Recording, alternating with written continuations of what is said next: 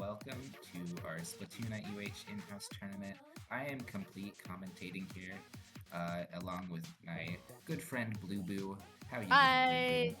Oh, I'm doing so great. I'm so excited for this tournament. It's one I've been thinking about for a long time.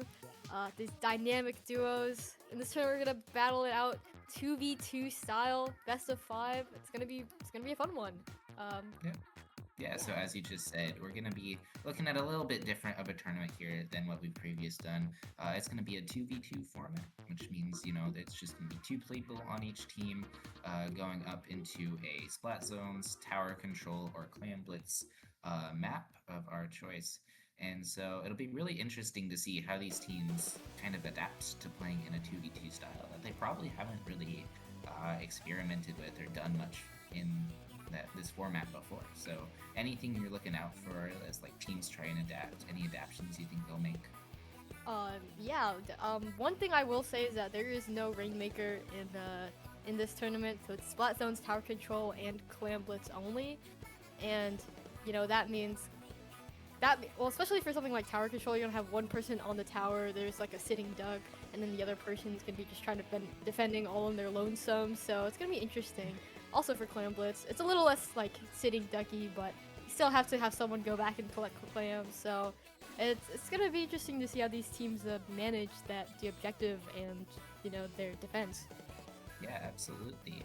It's almost gonna give the game a bit more of a fighting game kind of feel, where instead of trying to work with your team, making team plays, following up on each other, we're gonna see a lot more 1v1s than we traditionally do in a 4v4 match.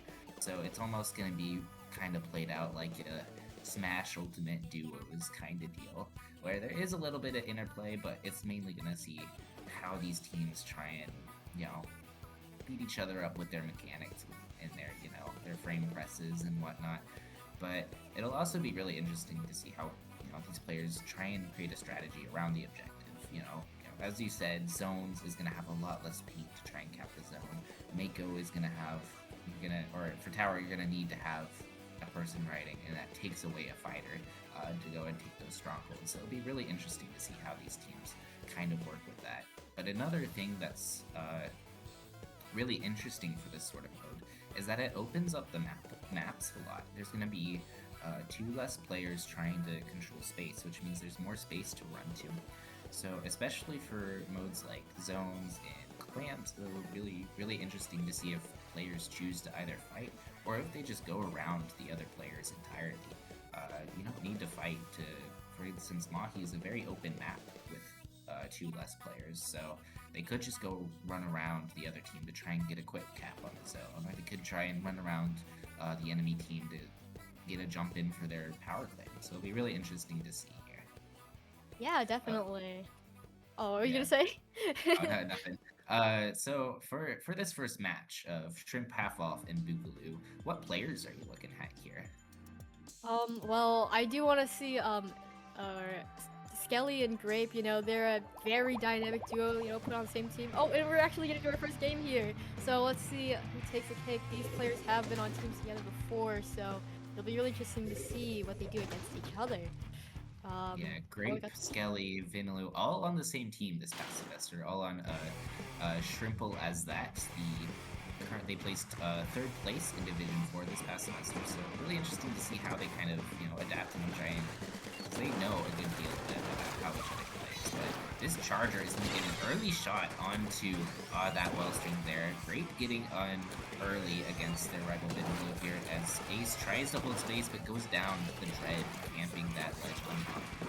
Yeah, and I just want to mention, Boogaloo going for a very daring comp in the 2v2's double backline. They're not going to have a lot of power to push forward, and it seems like Shrimp Half Off is taking a lot of advantage of that, keeping the zone early, getting a lot of points on the board, as they're just bullying this Wellstring over here. I don't know how it's going to play out. It doesn't seem very fair.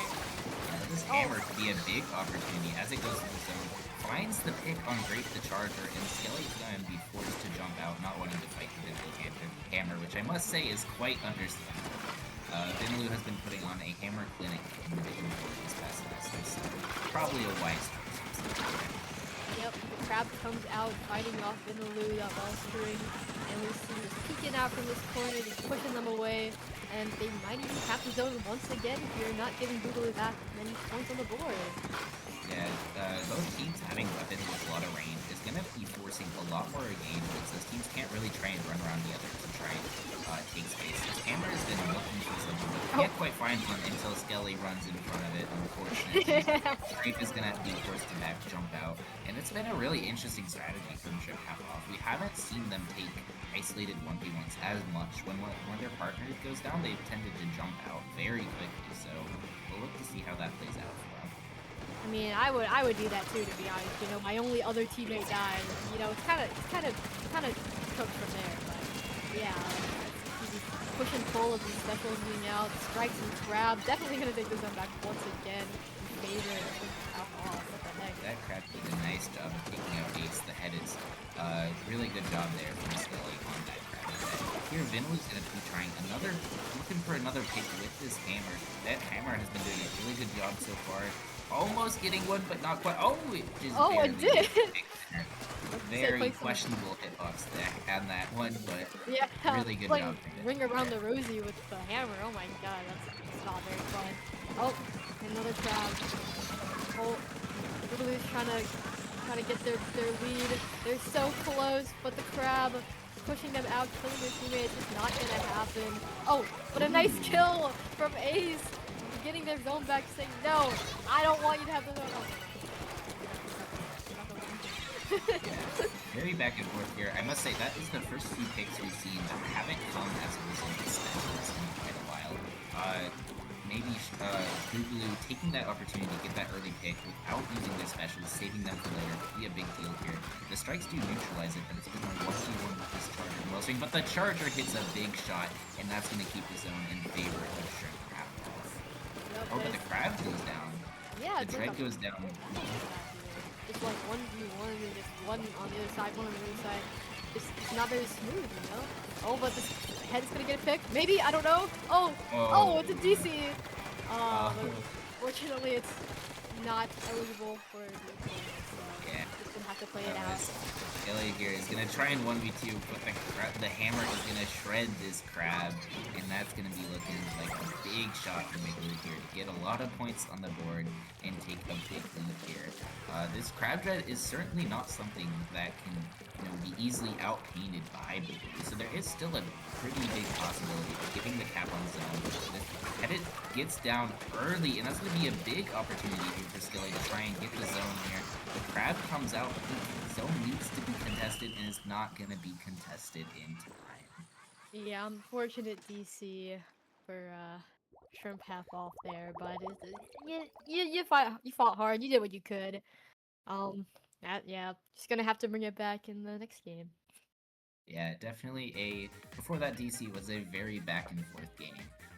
Both teams, we got to see a good bit of strategy that they decided to use. Both teams opted to use longer range weapons that had reliable specials for getting them in and getting picks. You know, that Wellstring with the hammer,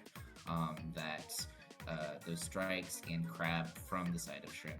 So it'll be really interesting to see how these teams kind of adapt to, hey, if they pop specials, maybe we wait, or maybe we get a special to counter them, like we saw that hammer shred that Crab at the end there. So really interesting to see the way specials affect this mode. Yeah, so our next map mode is going to be Mako Mart Tower Control. It's gonna be an interesting one for sure. You saw that double backline comp. I'm not sure if they're gonna run that back on the side of Boogaloo, but we'll have to see. Yeah, definitely a tougher map for those backlines. The Charger is not going to have as many angles here to easily contest the other side. The Wellstring is going to have a hard time finding reliable ways to consistently chip opponents, but that hammer is probably going to be pretty good here on this map. The Dread as well, being able to shoot under those ledges and contest lots of space at a time there, so pretty interesting to see if these teams stay in the same comp. But another thing that might come into play here is that Skelly also has a carbon roller in his back pocket, so that could be a very good opportunity for that Oh, to I come into lucky play. forgot. Yeah, forgot he has that. Yeah, that might be scary. I'm pretty sure Grape or Eparg also has a carbon roller. Wait, no, that was someone else. Never mind. Forget I said anything. But yeah, it's gonna be interesting to see. Mhm, for sure. A big deal in this mode is information denial, I'm sure, where if there's a carbon roller sharking somewhere, there's a lot of map and lots of places it could be, especially on a map like Mako. Lots of ledges to be behind. So let's see if they pull that out here as we get into our second game here, Boogaloo versus Shrimp Off. What are we seeing here? Oh, there's the carbon roller, as you mentioned. Oh, Ooh. double splatling for tower control. Okay, let's see. So here we're seeing a bit of a philosophy change on the side of Shrimp. We're getting the carbon and we're getting an end smash, so it's gonna get enough paint on the end for the carbon shot here. But the two Splatlings can set up a nice crossfire. Ace gets the pick on that left stack here, and the carbon's gonna have to retreat and hide somewhere. Or they tried for a pick, but Ace shuts it down pretty easily here. Yeah, that double splatling 1v or 2v1, you're just not winning that with a measly little carbon, especially with your painter down back in spawn. So, yep, they tried again, but double splatling, very. Oh, they get a bomb kill. And now it's slowly just the. Oh, the Kraken. Oh, no, it's over. Kraken is gonna be a big play here. That Kraken can just sit on that. These Splatlings have done a very nice job of controlling space. As you said, running into the Splatling is probably one of the hardest things to do. The Carbon tries and unsuccessfully cannot get into the tower, unfortunately. But this Splash is still in a position to make the play here. They find one. They're looking for a second here. The Kraken comes out, they're gonna have to back off. Maybe a bit of a miscue on the strikes there as the bomb comes in. But at least if you're Shrimp, the tower is getting in the play. And they get one at least. Yeah, there's about to be a double kill. Oh my god. But Boogaloo's still holding a strong lead, still is putting on the tower. This 1v1 just, oh my, they're struggling. You should have all this struggling. Oh, they got it. They're finally together again. There's another push is starting. But the Blue's already there, charging up their shot. Just pushing them out of the spawn area. Getting jumped. Crazy, dude. It's a nice pick, nice double on the other team here. And Boogaloo is doing a nice good job of backing up, controlling the flat, opening the space, and denying any opportunities for that carbon to shark to get set up here. Ace is already on that right side, controlling it, but the carbon is able to safely get to left side here. Looking for a play on the mid here. They're not gonna find it just yet. No Splatlings in that game. Yeah, but Epark here coming here for the pincer, going after this other Splatling, but unfortunately Kraken is out. And now they're just having to run into another Splatling, and that's a wipeout. Whoa! And very KO. nice showing on the side of Boogaloo as they get the KO for their second game. They really did a nice job controlling that open space, getting their Splatling set up, and controlling really good, important crossfire angles for them to abuse all that open space here. Yeah, that was a really good game for Boogaloo here. Yeah, I don't know what to say, to be honest.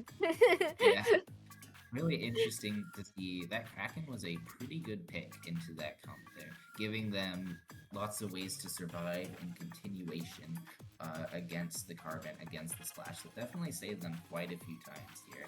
And unfortunately, on the side of Shrimp half off, that Carbon shot comp just couldn't get off the ground. I don't know if it was a mix of just not enough paint on the ground or not enough stability, but they tried to dive the tower a lot, and unfortunately that's not what you want to do against two Splatlings. Yeah, it's just very oppressive. Our next match here is gonna be Clan Blitz on Museum. I know there's like mixed opinions about this map mode, but it's gonna be interesting in 2v2, especially with that little flank around on the block leading up to the goal. So I do want to see if these teams utilize that, or if they're just gonna be shut down by double Splatling again. Yeah, this is definitely going to be a good map for double Splatlings.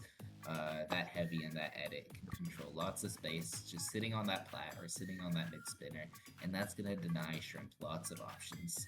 So we'll have to see if Shrimp half off, changes their comp up, maybe gets rid of the Carbon in the shot, maybe brings out the Charger again, a Charger that has a very good matchup into both Splat things, as we've seen in that game 1.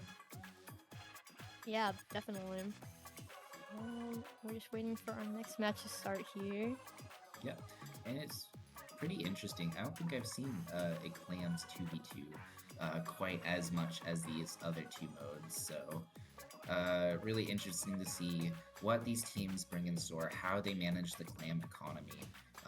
Definitely a big deal who controls those clams. So it's also a big thing that when you have a ball, your location is revealed, which means if you have 2 balls, your whole team is essentially revealed, and the other team can take whatever action they want, full well knowing that the other team has, full well knowing where the other team is and what they're doing. So really interesting to see how they try and manage those balls, how they try and manage the clams, and control the economy.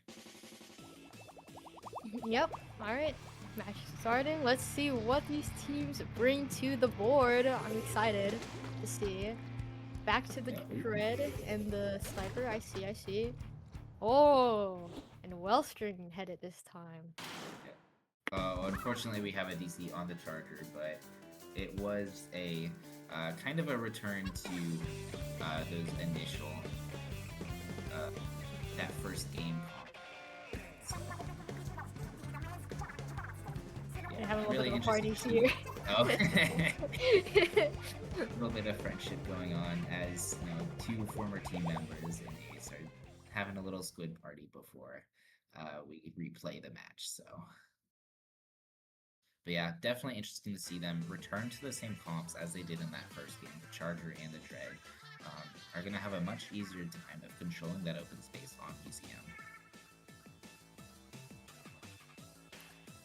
Pretty good change for those comps. That Dread is also going to get a lot of paint down, which is a pretty underrated part of 2v2s, just having weapons that can get lots of incidental paint on the ground, because in a 2v2 environment you don't really want to spend a whole lot of time painting, because it's like you can think of it kind of like beach volleyball, where as opposed to indoor volleyball where everyone has like specific roles in a 6v6 environment, in beach volleyball it's just a 2v2, so you kind of gotta do a little bit of everything. So the more time you spend painting, the less time your team has of fighting and playing the objective. So really interesting dynamic to see how teams balance out their roles and balance out their priorities when playing. Yeah, for sure.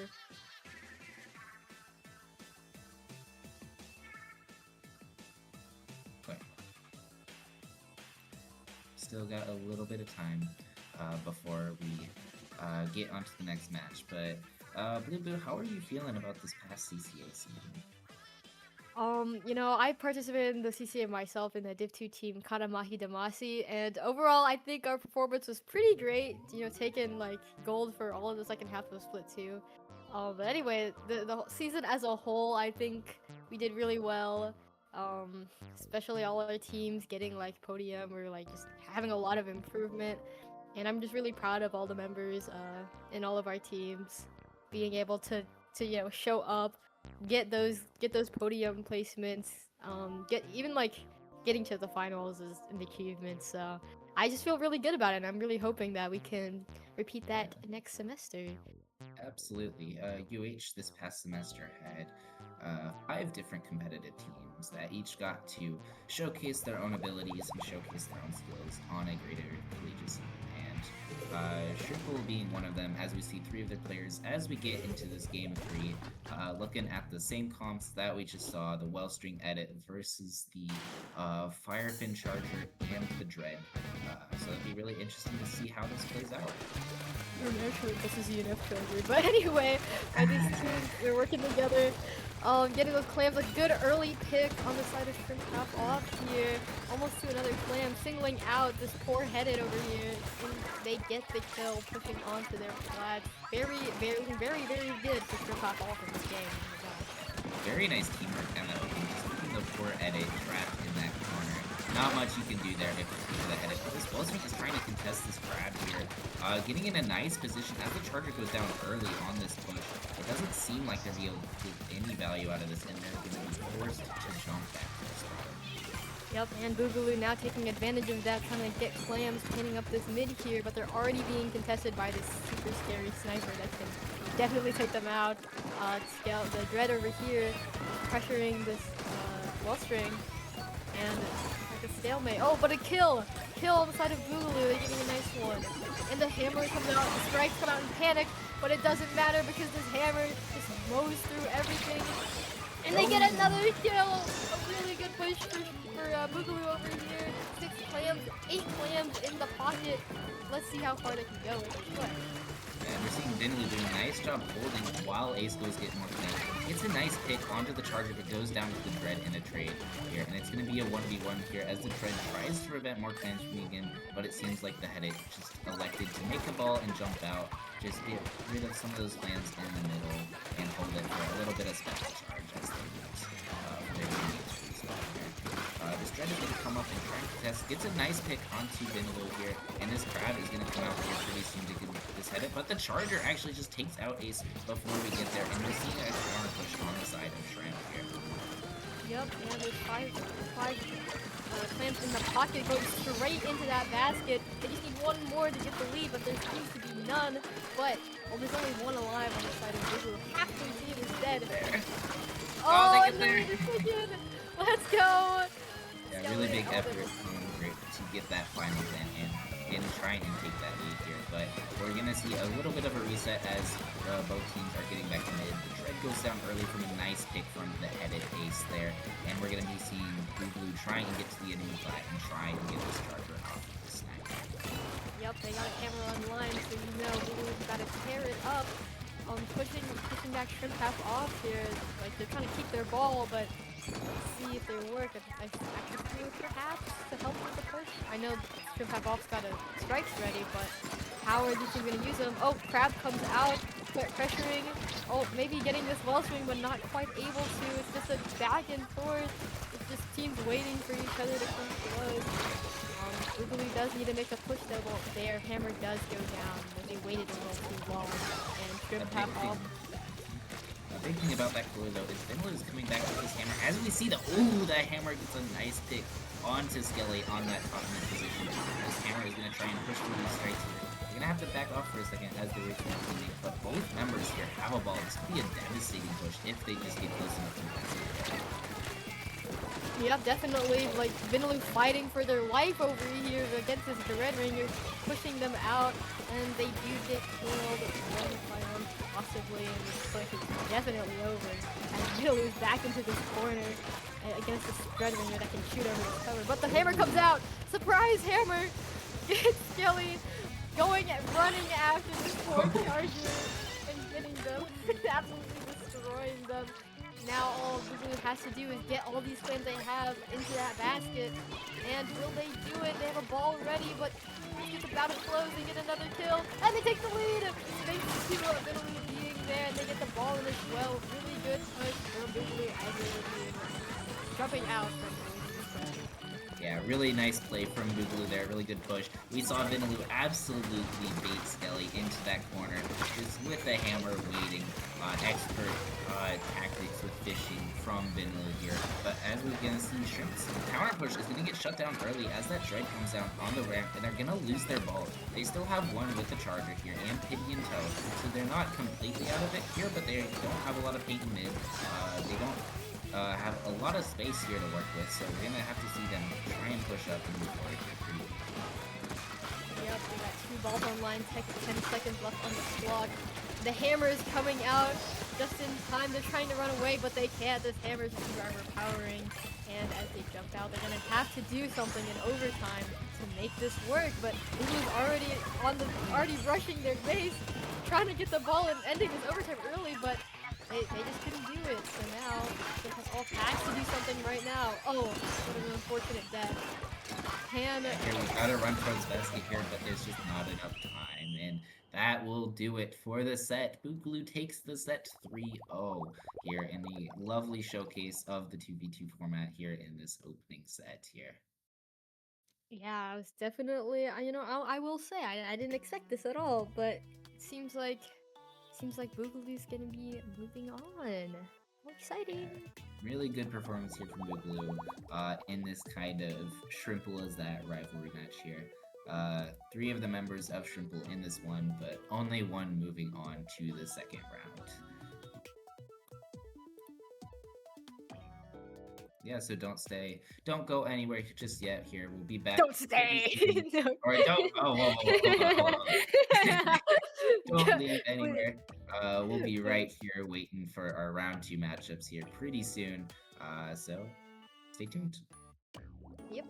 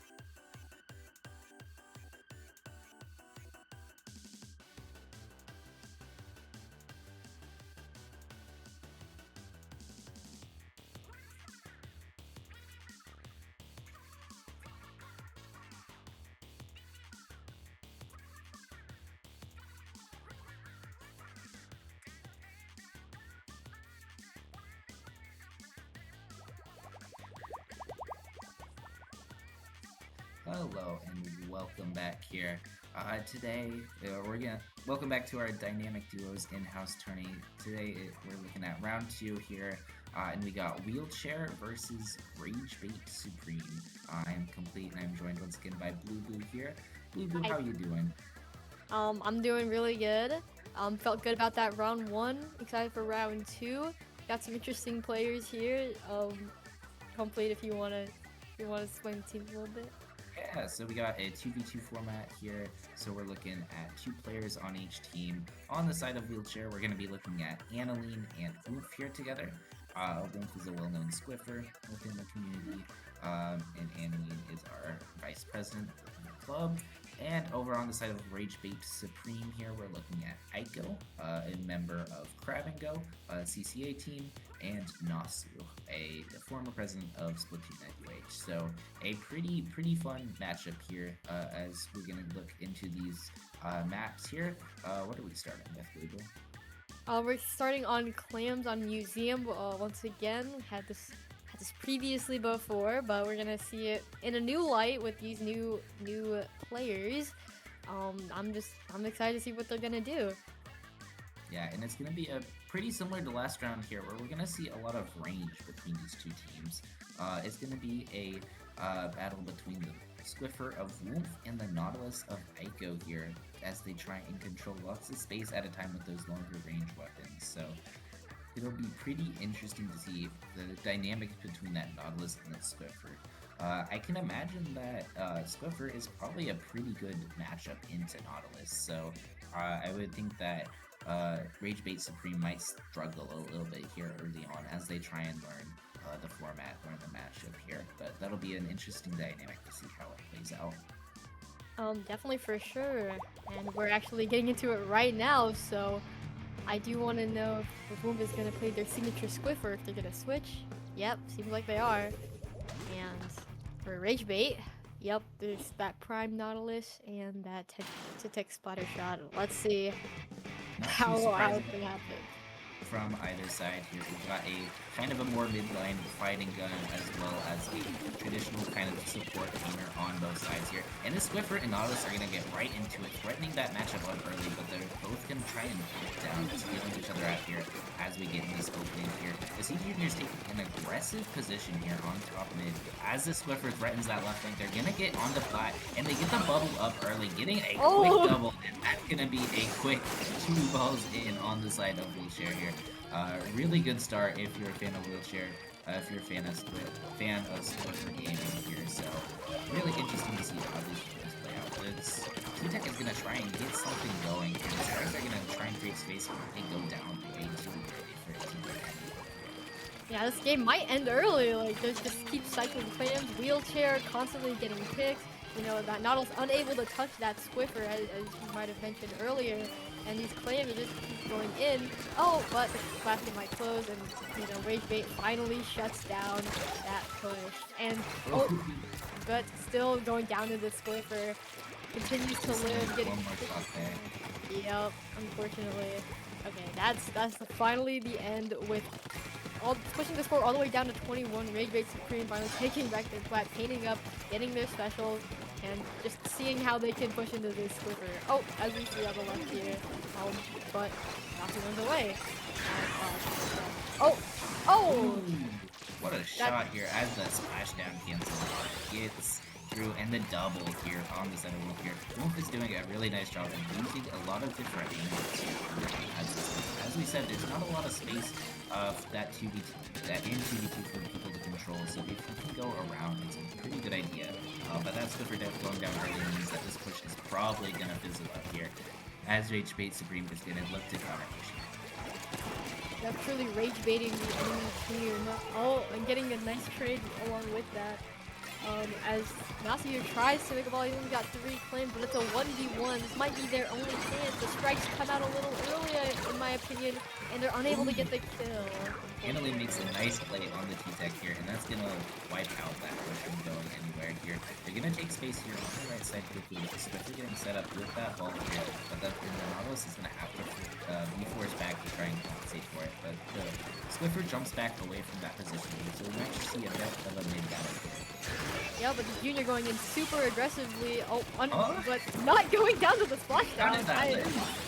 I don't know, but they get the kill anyways, and finally, Rage Supreme is finally putting a foot forward. Gonna try to break that basket open like they haven't been able to do in the past 3 minutes of this game. Strikes coming out, trying to help that. Oh, what? Splashdown has been giving an absolute masterclass of a performance here in this game so far, with both the cancel and whatever that was here. The Squiffer goes down early on this ramp, and Rage Supreme is getting a nice foot here on this push, just the Junior left alive here, as the ball in this Splashdown comes in here. Yep, and this seems to be a very strong push for Supreme. They may need a lot of clams, but they already down to 53, which is really good. Taking down the Squiffer. Oh my gosh, this might be the comeback for Rage Supreme. The strike coming out. They just need to keep finding clams and getting these picks here. We're down to about 3 more here. Looking for this lead. A nice play from Nasu comes out, getting the shooter out of the way. The Squiffer's looking for the pick, but there's just no clams left on the map for them to score it, unfortunately here. Yeah, but that was really good for Rage Supreme. They are, in fact, still in the enemy's court, still taking down the members. And the ball is jumping in with the splashdown ready, not being canceled by the Squiffer this time. And now Aiko getting a clean double on Wheelchair over here. Still pushing up this push. Oh my gosh, it really seems like Rage Supreme is going to take back the game in this last 50 seconds. It's just whether or not they can find these clams and keep the basket open here. It's halfway through the time, and they don't have clams, and they go 2 down here. So still a 16-point lead from Wheelchair, but they're going to look to get a counter push in here as this ball in the Squiffer makes it on the flat here. This bubble is going to come out as the Nautilus is trying to look for a play. The T-Deck sneaks into the bubble, but the Squiffer elects to just store instead. And that ball is going to make this lead even worse for the side of Wheelchair here. And this basket is still open. Yep, but Rage Supreme gets a clean double, and although they have the ball now, it's gonna be a matter of this if they can make this push work. So let's see. And they have another clam ready, but only getting the jump in. Oh, unfortunate. Even if that ball would have been made in, they're still 5 short of taking the lead, unfortunately. So good effort at the end there.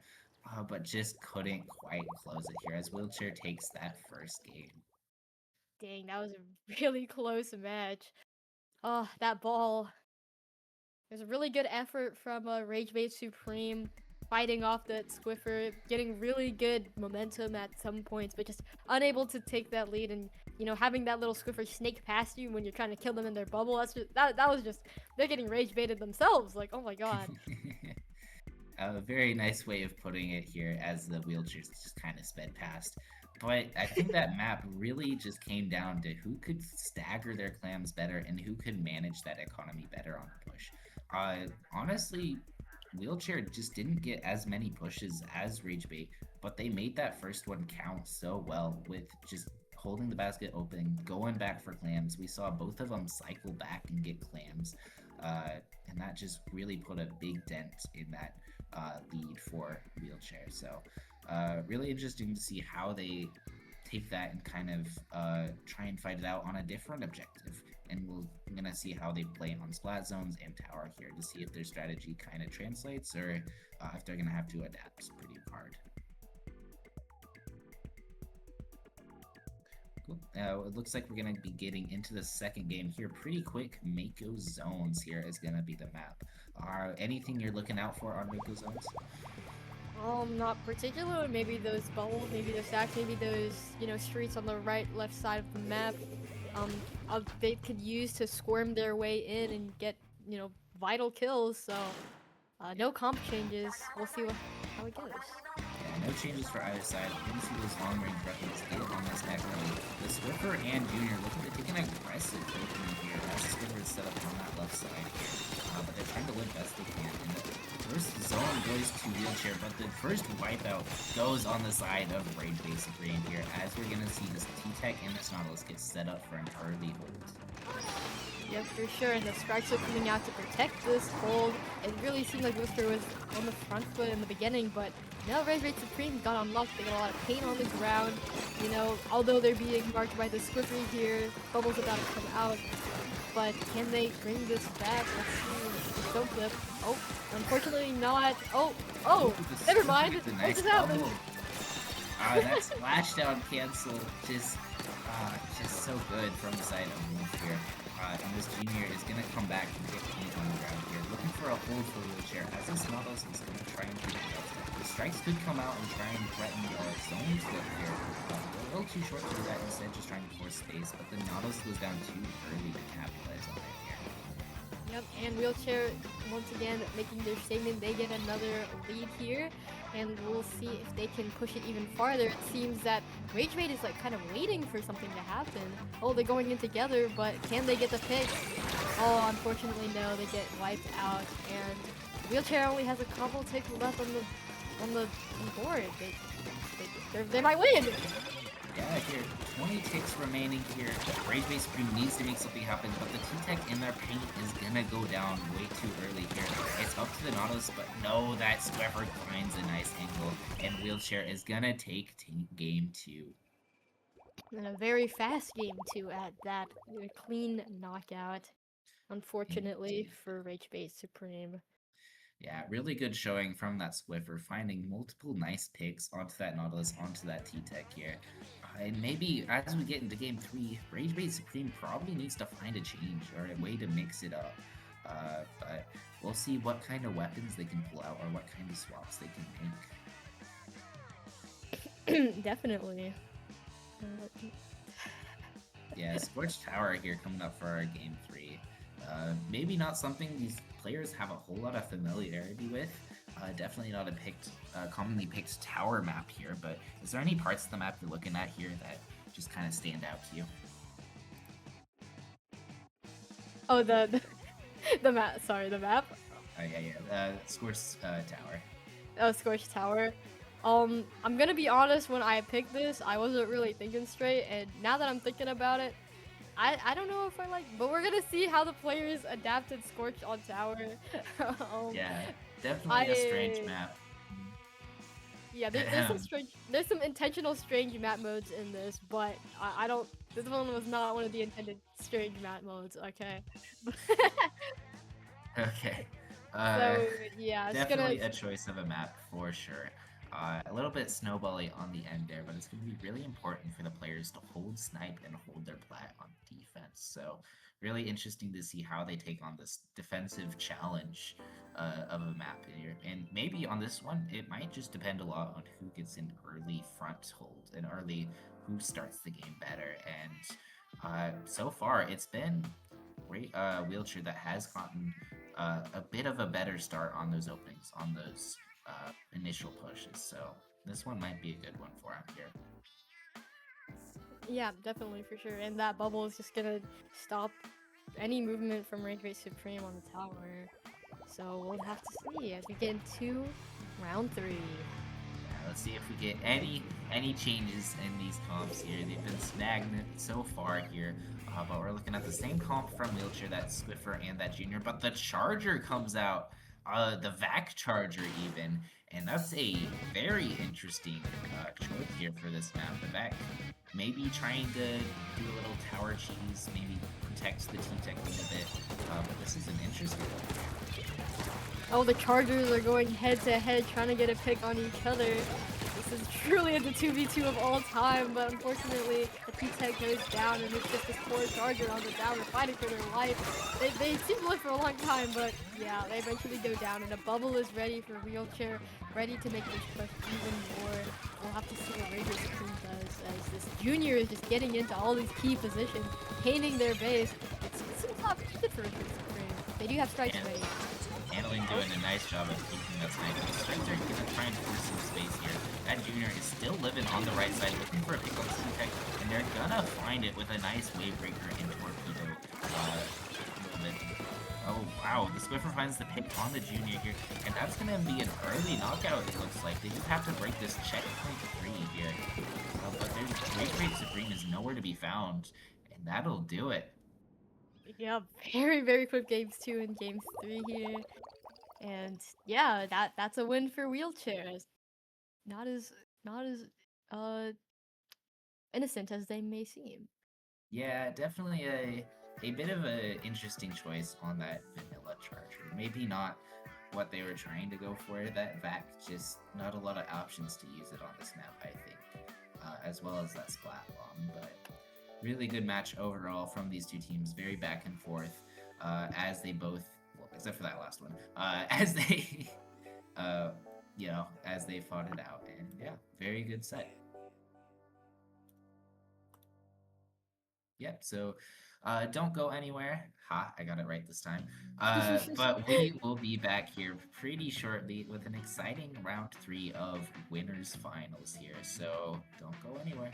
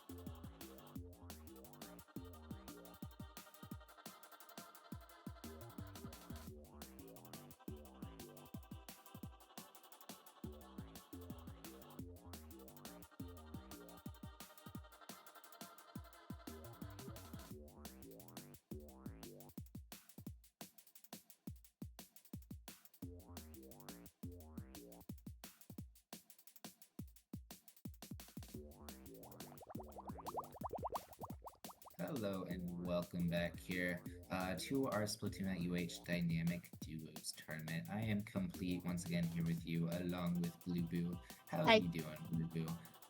I'm doing great. You know, I never asked you how you're doing. How are you doing, Complete? What's up with you? You know, I just feel really offended. That's the first time. What? You know? What? The, you know what? But Whatever. anyway, we're getting into our round 2 of losers bracket actually, where we're going to be seeing Boogaloo take on Dukulele here. Two very interesting teams here. We saw Boogaloo in that round 1 matchup, but we have yet to see Dukulele on stream here. Any insights on these two players, or Blue Boo? Oh, I can't believe you just doxed me. Anyway, Lukulele is you know, their name comes from both of their names combined. I think that's really cute. But Lukulele here, or Luke, has actually new to comp and also sort of new to Splatoon. So it's gonna be interesting to see how he goes. Dudenator, however, you know, S rank, very good at the game. Plays well string, and yeah, so it's gonna be interesting versus Ace and Vinaloo, who have been previous comp members in the CCA in the past. As we get into our first map here, Complete, what do you think? What do you think about for these maps? Yeah, well, first round here, we're looking at Manta Maria Tower Control. A very vertical map, not something we're typically accustomed to in Splatoon 3, but there's lots of height, lots of paintable walls. For some reason, God, I don't know why the devs put those in, but but really interesting to see how these teams tackle that vertical, especially riding on a tower that usually tends to go below the walls. So lots of high ground for teams to defend on, for sure.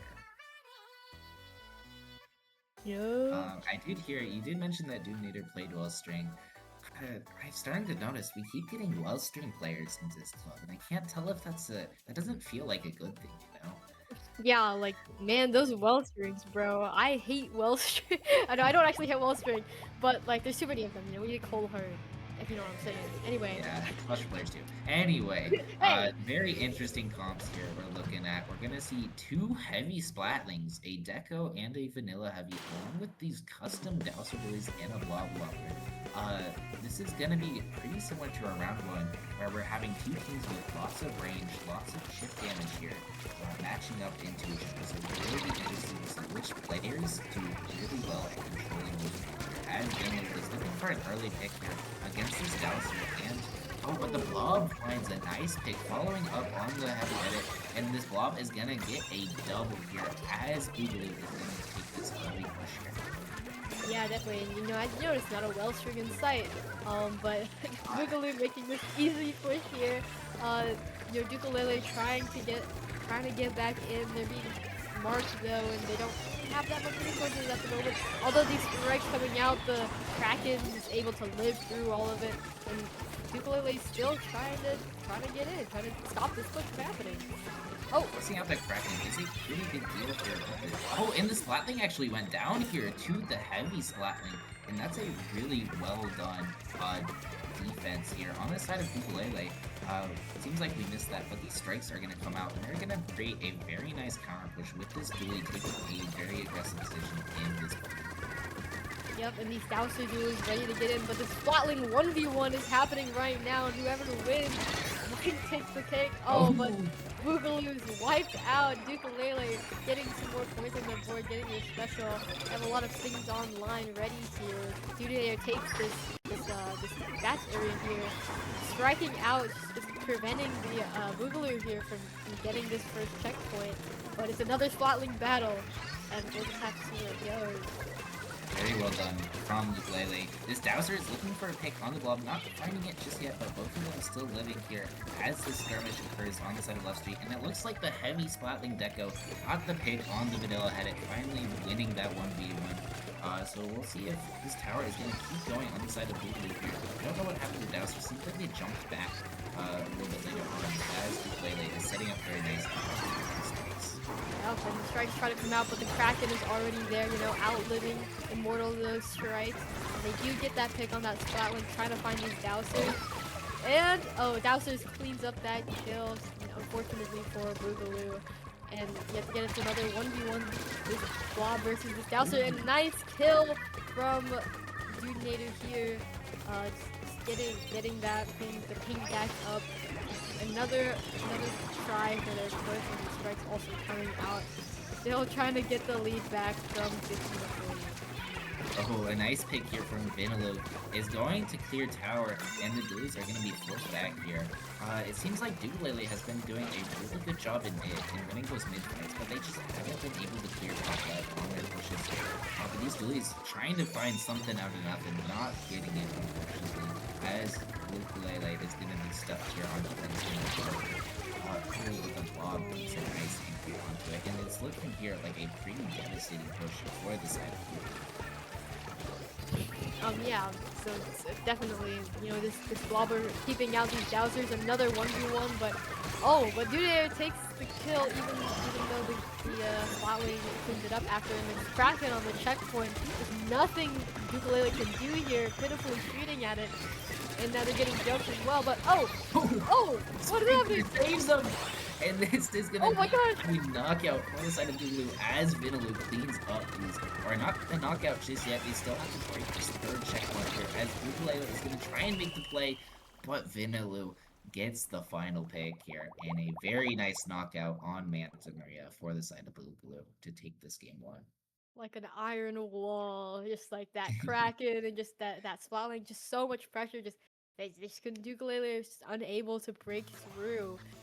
Yeah, I don't know why they put Splash Wall on weapons when Sprinkler is just so much better at taking damage. Apparently, literally Sprinkler keeping the Blob alive enough just for that little bit of survivability for Vinaloo to get the pick on the dually. So really nice back and forth game 1. And I just want to reiterate that Vinaloo did such a good job holding that top right position on defense. A little bit of stream difficulty, but that's okay here as we get our maps back. But Vinaloo did such a nice job on holding that top right of Manta on defense that even though Dugalele had so many good mid fights, so many good picks in mid, they just couldn't get past that. Which was pretty, which Dugalele just couldn't get set up like that on their own in defense. So really nice job done from Boogaloo here. Yeah, as we're getting into this next match, Zones on Barnacle, we'll have to see what Dugalele does to be able to fight all this pressure. Maybe they do bring out the Wellspring this time. Maybe they're gonna stay as their, Dowser dualies as they were doing really well with and getting a lot of picks from. So I'm excited to see where it goes. Another thing here, Vinaloo also plays Wellstring. You might get a Wellstring 1v1. Just like we've been seeing with the Chargers and the Headets, or the Heavy Splatling. So as we get into this game 2, Barnacle Splat zones here, we're gonna look at the comps, and we do see a Wellstring come out. Do we get both of them? 2-2? No, we get a very nice Cobra Jet Squelcher though, with that burst bomb, with that splashdown. They don't have a whole lot of easy ways of canceling splashdown on the side of Blue outside of that heavy edge. That could be a pretty big factor here, as both teams come out strong, trying to control as much range. The Wellstring finds a nice early pick, and this heavy Splatling is going to be forced back. They elect to instead stay. They try and get a nice pick on the heavy edit. Just missing, unfortunately. And Boogaloo is set up for a very nice push here. Yep, they got their special online. Mayhaps that hammer is gonna come out, but they also have a splashdown on the side of Dugalele. And they get a nice crucial pick, just the silly Wellstring alive. They're going for it. But hammer beats splashdown as Vinaloo here just described, getting a nice wipeout as well, keeping the zone. Just half the ticks left on the clock. Yeah, that hammer did such a nice job of keeping Vinaloo alive, getting the pick, just doing a little bit of everything here. Dugalele is running out of time here. They need to get to the zone. They have 24 seconds left. The splashdown comes out early, gets the pick on the Wellstring, and this zone might be flipped here pretty soon here. Yep, even though there's 14 left on the clock, they get a nice penalty from taking back the zone here, and even pushing them away from this tactic cooler that they just sent out. Dugalele finally getting back their foothold, and yeah, This Boogaloo's. hammer is going to be looking to make a play here, but the splashdown comes out early, not quite close enough to pick. The hammer comes out, and that's it. Nice pick on the jet squelcher here, looking for the heavy edit, trying to figure it out where it is. Gonna throw it, not enough to get it. Yeah, but Oh it is wait, never enough to mind. go. I Oh, lied. what the heck? They do get the Very a nice very shot. delayed kill. A very nice shot after the hammer, I believe, is what got the kill. But that wipeout is going to send Ukulele all the way back. Google just hasn't gotten the flat yet here, but it looks like they did. The wall stream is set up, and this is going to be a very tough for Oh, but they do get a nice kill. It's now a 1v1. The Splatling v Splatling can take back the zone. Just 15 ticks and 14 on the penalty. Maybe he was able to contest it a bit, but isn't able to fully tap it. Now his teammates back, and now the teams are just fighting it out. Oh, and unfortunately, Splatling goes down. Just 10 ticks left. Yeah, it's done. They did a nice job of cleaning up that fight. In a really interesting dynamic here, as we haven't quite talked about it yet, but Tacticaler did a really nice job there. We saw that trade between Vinaloo and Dudinator, but just having that Tacticaler let Vinaloo come back to the fight so much faster, they got set up a lot earlier, and they were able to win that fight faster. Yeah, Tactical is really valuable in these 2v2s, it seems, and I think Boogaloo here really leaned into that. So, we're gonna have to... Yeah. We haven't seen Tacticaler come out from any other comp just yet here. It's mainly been specials that have been trying to take fights easier or continue fights easier, like that splashdown, like that hammer, or that crab that we've seen from previous sets. But it's a really interesting strategy in this format to try and get that Tacticaler out. Maybe get a trade early on and then just dominate with a 2v1 right after. So really interesting and a good job for there. Definitely. And as we see on this next map, Scorch Gorge Tower Control, we're gonna see if these wall strings stay, or maybe they're probably gonna switch off because the first match. But anyway, Ukulele really needs to make something happen to bring this set back. They've been kind of on the back foot this whole time, not really properly getting a really good push that they need to. So we're gonna have to see what they pull out to try to win their honor back. And again, these are players that have a pretty big weapon pool. It's not just the duel, it's not just the well string. Obviously, we just saw the jet squelcher come out. That was a bit of a surprise. So these players can do a little bit of everything, and you know we might see a little bit of everything next game. So really interesting to see what they pull out here. Definitely, for It sure. does seem like we're gonna go back to Scorch Tower Control here pretty soon. Any thoughts on this map again? You know, like we saw last round, a pretty quick KO. Anything the teams can do to try and prevent that early KO here? Yeah, if I was Ukulele here, I'd definitely try to pull something from my weapon pool that I know would be able to kill these back lines faster, as we see like the Vinaloo headed combo, or the Western headed combo. There's a lot of range on that other side, so I'd pick something that I can really get into their personal space and distract them, and even kill them. So as we get into this game 3, we're seeing the return of the Bloblower and the Heavy Oh! Deco. Oh, and we're seeing a Wellstream and the Heavy Deco taking notes from the enemy team, as this is the first time we've seen the Heavy Deco in this set so far. So really interesting, very similar comps, just going with that Wellstream for the Blob. And the Wellstream gets first blood here on that Heavy Deco. And we're going to see a pretty early start here from Ukulele. Yep, this Blob Lover trying their best to hold it out, but the hammer comes out. They get a nice kill. Dudinator gets a nice kill, but unfortunately gets shut down. This hammer not as strong as they might think in another Splatling battle. But they're taking notes, just like the other round. They're trying to use the Kraken to stay on the tower, but this poor Kraken. due to unfortunate events, is unable to stay on because the Splatling is just too strong and pushing them off the tower. Vinaloo maybe knowing the counterplay a little bit better, having used that weapon so long. But we're seeing a counter push with their own Kraken as Vinaloo takes these aggressive positions. The hammer comes out looking for a pick here, not quite getting it, and the Kraken shuts it down, and a very nice Kraken from Vinaloo to keep this one. Yeah, that was a really good play from Boogaloo, just like waiting for them to push him with that hammer. And putting a counter Kraken. We were able to get the wipeout from it, and now even this checkpoint. So if I was Ukulele, I'd be pretty scared right now. Yeah, it's definitely very challenging defense here. As the tower gets all the way to 25 already, the Splatling not in a good place here. But that Splatling on the side of Boogaloo goes down early, and this Kraken is going to be looking for the Blob Lover to get the tower, and the tower can reset that command as Duplay is going to stabilize and put on a nice defense action here. Yeah, very much so. They're trying to paint back their mid, get these specials back, but the rain is stopping them somewhat. And unfortunately, that Splatling goes down inside of Dukulele. So once again, they're just forced into the defense, and Kraken is ready. This Wellstream or this hammer needs to be big. Oh, it only gets one though. That's not quite what you're gonna get in the trade comes out. It's a Splatling 1v1. Oh, and everyone gets traded out. Ooh, and the tower is reset. Probably a pretty good play from Ukulele. You don't want to be giving up that defense there.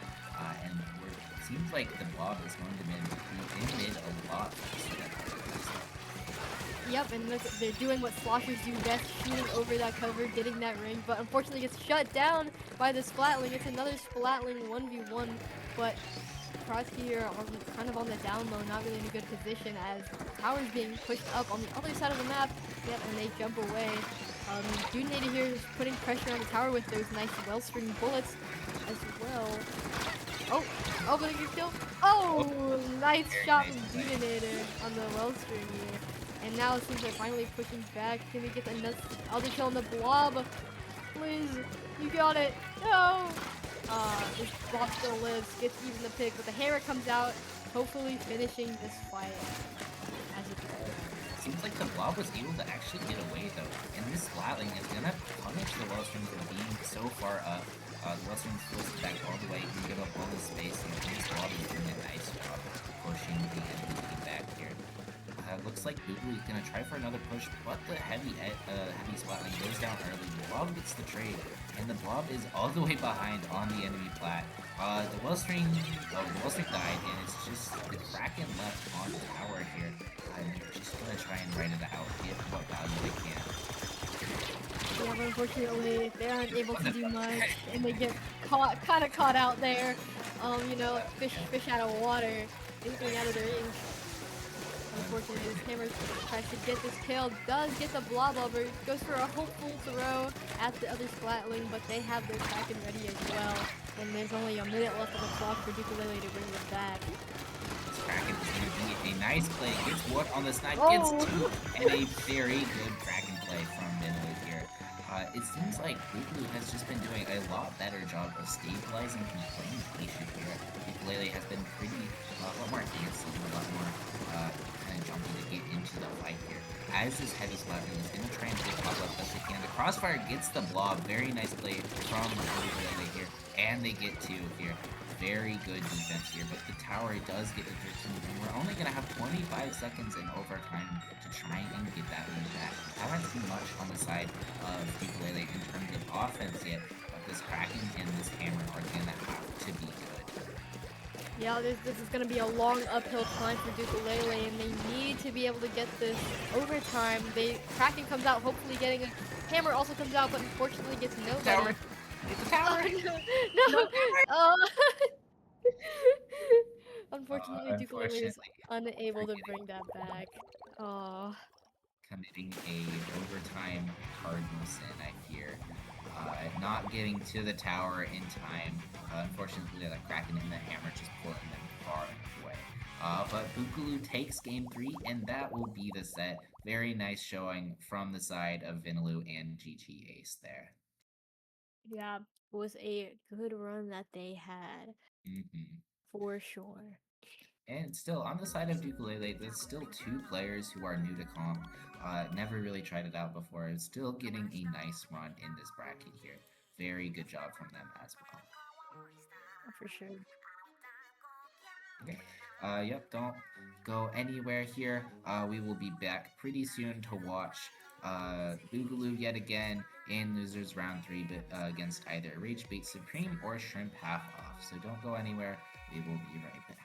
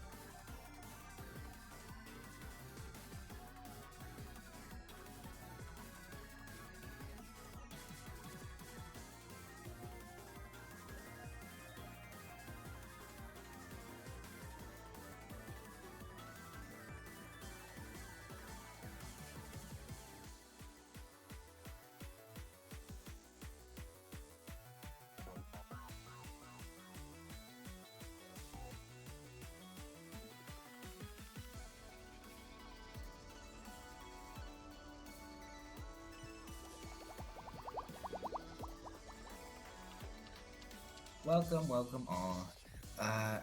We are back here at our Splatoon at UH Dynamic Duo event. I am complete, and joined with me here is Blue Boo to I commentate. I am not gonna ask how you are doing, Blue Boo. what? Anyway, we are getting into our losers semifinals here with Ragebait Supreme taking on Blue. These are both teams that we have seen before, played on stream. Blue Boo, who are you looking at to take this one? I'm gonna be honest. I'm kind of inclined towards Rage Bait Supreme. The matches that we streamed, it went kind of well, but they ultimately lost in the end. So I want to see what they can do against Boogaloo, who we've seen many a time, who've been able to kind of dominate against their other opponents. So we gotta see. Definitely a good fan favorite pick here, but what's really interesting about these two teams is that 3 of these players play Splatlings. Aiko on the Nautilus, GG Ace on the heavy edit Splatling, and Vinaloo on that heavy deco. 2 of those we saw last round. So a very interesting dynamic here, especially with as we get into the set, there is going to be a lot of longer range favored maps if we get there. Mahi Tower and Haggle Zones definitely favor those Splatlings. So really interesting to see how these teams kind of approach, especially these beginning ones that aren't as good for Splatlings here. Yeah, definitely Sturgeon for Tower. sure. Yeah, Oh Sturgeon yeah, Tower. Sturgeon Tower. Yeah. Surgeon Tower, definitely a kind of not as common map mode that we typically see here. Used to see a lot of play in Splatoon 2, I believe, but we'll see how these teams approach it as we get into this round, this game 1 of losers semifinals here. Let's see these comps, and we got the Luna Blaster and the Forge Splattershot Pro on the side of Ragebait Supreme. Not something we've seen before from either of these players. Blue, what are you thinking of this comp? Well, I know Aiko is pretty scary on that Luna Blaster, especially since it's tower control. I think Wiggle is gonna have kind of a hard time staying on the tower. And as you can see here, they're going straight up to battle the Splatling, looking at the Luna Blaster, and Rage Supreme taking a kill as well as the tower, doing really well. This Luna Blaster really put in the work against, unfortunately this blob couldn't take him out, and trying to hide behind cover, but that doesn't work against the huge AoE in the Luna Blaster shot. And they're zipping out as well as a Booyah Bomb potentially coming in, but nope, shut down. And there's only just one alive left on Wicked Supreme. Yeah, this Kraken is gonna clear tower, probably get this Booyah. Yeah, that will kill the Booyah user. I love that interaction. But it seems like the Blob Lover actually died to that Booyah. But Vinaloo is looking to take on this Luna and gets it, so it's gonna be a pretty nice push setup here on the side of Blue here as this Kraken is gonna be coming out pretty soon as well. Nasu with that pro already on snipe, trying to get into a good defensive position, but that Lover just did a nice job of just clearing the snipe, which Rain is gonna have to force some sort of displacement from Nasu. All but the Luna and Vinaloo here come out in a trades here, so it's just a Blob versus Pro 1v1 as that lead is getting a lot smaller by the day. This Luna is getting an aggressive jump and gets the pick onto the Blob here, so it looks like this defense is doing a nice job here. Yep, Rage Supreme denying Boogaloo of that lead change, and although Vinaloo here trying to get that Kraken off like they have in the past, it doesn't seem like they're going to get anyone if they retreat back and look for their team. Rage Supreme still holding on to their specials, kind of playing a little bit more defensively now that they have the lead. Yeah, we see that Booyah ready to come out, but it doesn't seem like he needs it just yet. Gets a nice pick onto the Wobbler, and the Luna clears the other pick. Both members of Ragebait Supreme doing a nice job of winning their 1v1s here. And if you can win your 1v1s, that's just a nice, easy situation. This Booyah is going to come out as both members of the Lucid top right there. So they're both going to have to move with the Zipcaster coming in, but it gets canceled. We haven't seen that Zipcaster be able to do anything just yet, and the Pro goes down here. Very nice defense from Yeah, anytime they try, the Splatling here just ready, charged up to deal with all that bull squid. So it's gonna be interesting. Oh, a trade from both sides. It's gonna be a 1v1 between the Splatling and the Splatter Shot. Boogaloo still has to get around like 10 points to get the lead here, and they do have a Kraken ready, so we have to see if they're able, or Ragebait is able to shut it down, which they are. That Luna Blaster putting in that work. and Blob, poor Blob left all alone as the Rage Bait Supreme pushes them back and forces them to just wait a little bit longer, not getting killed by the bomb, which was very That close. bomb almost gets there. Yeah, they're just dancing around the rain right now, just trying to get the clip they need, and they do. They get the splatter shot throw, and now Boogaloo is back again, trying to get once again. Get the circle with a nice wipe out. This might be the chance for them if Kraken is online, ready to get the lead here. Yeah, very nice play from both members of Boogaloo here. This Blob is going for it, and this Kraken might just be used to trying to finish out. The bomb gets the pick though, as the Luna Blaster gets the clutch play at the end of the day. Wait! Oh, they did get lead. Oh wait, they did! Oh my god, even though the wait, that's a Kraken... massive push. That Yeah. that Kraken startup gets them alive just long enough, I guess. This Zip gets a nice trade here, but there's just the pro left alive here. This Blob needs to swim out and get set up quickly, or this lead might not last long here. We have the BO, we have the jump in with the Luna here, but this Blob is doing... Oh, never mind. A very nice defensive setup from both Vinaloo and GG Ace here, and it looks like they're looking to ice this one out. Yeah, definitely. In a twist of events, Boogaloo's now winning the game, and Rage Bait Supreme on the back of kind of maybe getting punished for playing a little passively while they had the lead, now having to face it with just 30 seconds left on the clock, and Boogaloo making a push. They do go down one, and might even get the other. Nice. So with 20 seconds left, I think this is a chance for Rage Bait to take the game back once and for all.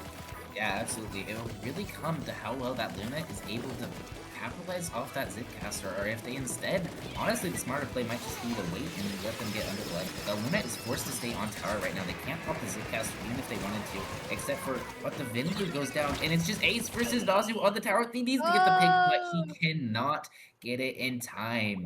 It seems like Rage Bait Supreme spent a little bit too much time rage baiting and forgot to push the tower enough. Yeah, definitely. They might have been rage baiting a little too hard, a little too close to the sun there. Unable to get that. But yeah, I was gonna have to see for this next match what they do next. Yeah, absolutely. And that final push from GG Ace and Vinaloo, just getting it enough by one. That Booyah and that Splat Bomb was just too slow to get the kill. Surprisingly, even though it looked like at the time that they got him stopped. A very close set, or a very close game one here as we move into our next game. Yeah, that's gonna be Humpback Pump Track Splat Zones, which is a personal favorite of mine, as a Slosh Roof player. Hey, y'all didn't hear that, but I just got called bad. Y'all didn't hear that, but I just got my taste called bad. But no, I'm right, and I know this because I'm a Slosher user, and we're always right. But anyway, no Slosher users on these teams here, and I don't think they're gonna pull them out. But yeah, I do believe that maybe the Nautilus might come back out for this one against Rage Bait Supreme, or on Rage Bait Supreme against Boogaloo. Yeah, it honestly might be a good map to keep the Luna Blaster though. This is a very AoE favored map, and unfortunately outside of that Blob, they don't really have a whole lot of AoE options on the side of Boogaloo, so this might be a map where they struggle a little bit more, but we might also just see that heavy Splatling dominate top mid and control both those windows and sides, so really interesting to see how Rage Bait Supreme probably needs to use a lot of the width of the map, the sides of the map a lot more this one if they want to take this one home. Yeah, for sure, and just using those little, humps and bumps to get their way around the map, and maybe even try to go behind and get some crucial kills for a lead. We'll have to see. I don't know. Yeah, very, very close set here so far. Very close game one here.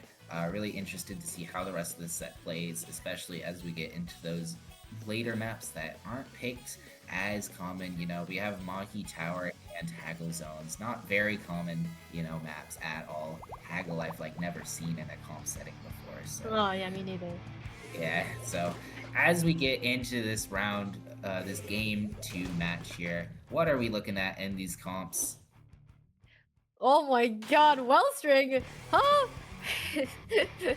I guess it is humpback, but It is yeah. humpback. Rage As Bait we see both Supreme. Oh the my Blob god. and the Wellstring take the exact same position on opening. But of course, as these two AoE chip damage favored weapons are going to be trying to work together. As Nasu goes down, and that's enough to flip the zone. You can't die on zone like that if you're the cleaner. But these end parries from Aiko are going to look to get it. A Oh. nice cancel from the Wellstring here as Boogaloo gets the early lead here. Yeah, they have a hammer on line still. It seems Rage Bait is actually Oh, this looks struggling like hell. against this. This was a Wellstring just shooting over these angles, a slosher and a Wellstring on humpback. You don't want to see that. The strikes try to do something and there's a splash down going on in the background. And oh, they actually get something off of that. They get a wipeout in fact. These dualies are going straight into their base, not messing around at all. Just throwing a prolong, getting that pain up as the Blob and the Wellstring look at it. Yeah, Nasu and Aiko doing a nice job of navigating that AoE. Aiko not so much there on the back end of it. These strikes are going to come out to try and buy time for Aiko to come back in. But this Wellstring and Blob are going to contest zone so well. This hammer is looking to cut out, but they don't even need it. The Wellstring finds a nice pick on the T-Tech. The Dualies feels like they're somewhere around here, but we have yet to see him pop out here. Oh, there they are in the back left. The Blob looking for a pick on him. The Thermal Ink doing a nice job of locating him. The Splashdown tries to create space, but nothing so far. Nasu gets a nice pick on the left side, but the hammer cleans them both up. And this is a very, very good lead for the side. Yes, indeed, that hammer just putting in that word Vinaloo never misses with that hammer sword. And they rain down heck from above, like this Wellstring not doing anything to let them through. The strikes come out to try to flip the zone, and will they be able to do it? Splashdown comes out, and yes, Rage Bait Supreme successfully caps the zone, getting a nice fat penalty from on Boogaloo's score there, and they're taking back all this space here. There was a very nice retake from the side of Rage Bait Supreme, working with the dually aggression and those strikes pretty beautifully there, as these two are looking to try and hold flat. Aiko pretty far forward up. This Blob is maybe threatening to go around and just ignore Aiko straight up, but the hammer cleans up the dually, so they don't even have to worry about it. The hammer throw looking for the and gets the pick onto Nasu here. Looks Boogaloo is going to set up for yet another hold with both of these AoE long distance weapons sitting back in the zone, not really having to do anything here just yet. Aiko here trying to set up those curling bombs as a bait to get in there and get the splashdown on the line, but unfortunately it gets canceled and the splashdowns aren't much of use. The tri-strikes are still online from Nasu over here, so we may see another push yet. That's 15 ticks left on the clock. Yeah, maybe they weren't on the same page, but these strikes have to be good if Aiko wants to get back into the zone here and contest it. Nasu trying to find anything here, but just playing around this cover best they can, trying to find something. The splashdown comes out, not finding it though. And this zone finally gets flipped with the Wellspring going down, and this Blob is going to try and create something or run back here on this right side. Trying to run away, but they just get out. Yeah, Rage Bait Supreme really cleaning up their fights and just making sure that they have no chance of coming back, as they did a crucial zone flip once again, though there is a hammer online on the side of Boogaloo. So we're gonna see if they live. Yet another terrorizing hammer as this Wellstring is painting over the zone nonchalantly, and the rain comes out, pushing away Rage Bait Supreme. Oh, this chip damage! brutal kill on Brutal's side. The strike's trying to do something. Maybe even worming his way around. Nasu living despite it all. Jesus. Oh my god. Oh, and getting a trade at the end of that. Oh, but Vinaloo cleans up as per usual. Hammer's still online, and it's looking like a victory knockout for Brutal. Yeah, 15 techs left, getting very close. They gotta rush towards zone here.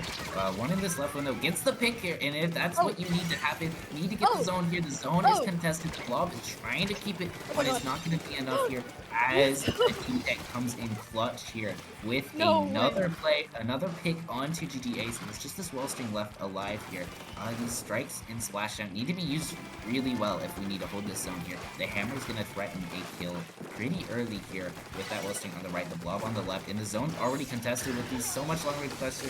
The hammer is coming out. Both specials miss the hammer, but the strikes maybe get there. No, but the hammer goes towards the zone, not finding anything. The dually gets a nice pick, and it's just the Oh Blob. It's a Dooley versus Blob 1v1. The Blob gets a nice bit of chip damage and the zone all the contest. That's a stage. very bad situation for the Dooley here. The Dooley needs to make a play, but they just don't have the time or the range here. The Blob doing a nice job Oh my moving the god. T-Dex here, and that's No! not gonna do it. The zone gets contested for too long, and the Blob hits the best clutch of their life. GG Ace putting in a nice shift at the end of that game, and Boogaloo takes game 2 to go up 2-0 against Rage Bait Supreme. I might even say they were what mogged? Complete, you know what that means? I don't even want to know what that means.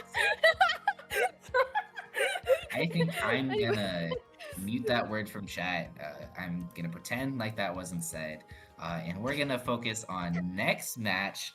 Game 3 here coming up. What map are we looking at here, Blue Boo? Oh, we're looking at Inkblot, Art Academy, on Clam Blitz. On Clam Blitz here. Sorry. More traditional map this time around, unlike, you know, Sturgeon Tower.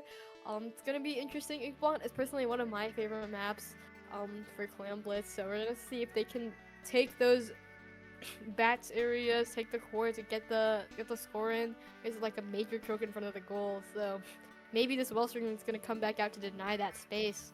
What do you think, Complete? I'm thinking that if I'm Rage Bait Supreme here, I'm thinking I need to change my name because Boogaloo has been doing a very nice job of rage baiting me, playing goddamn Wellstring and goddamn Bloblobber.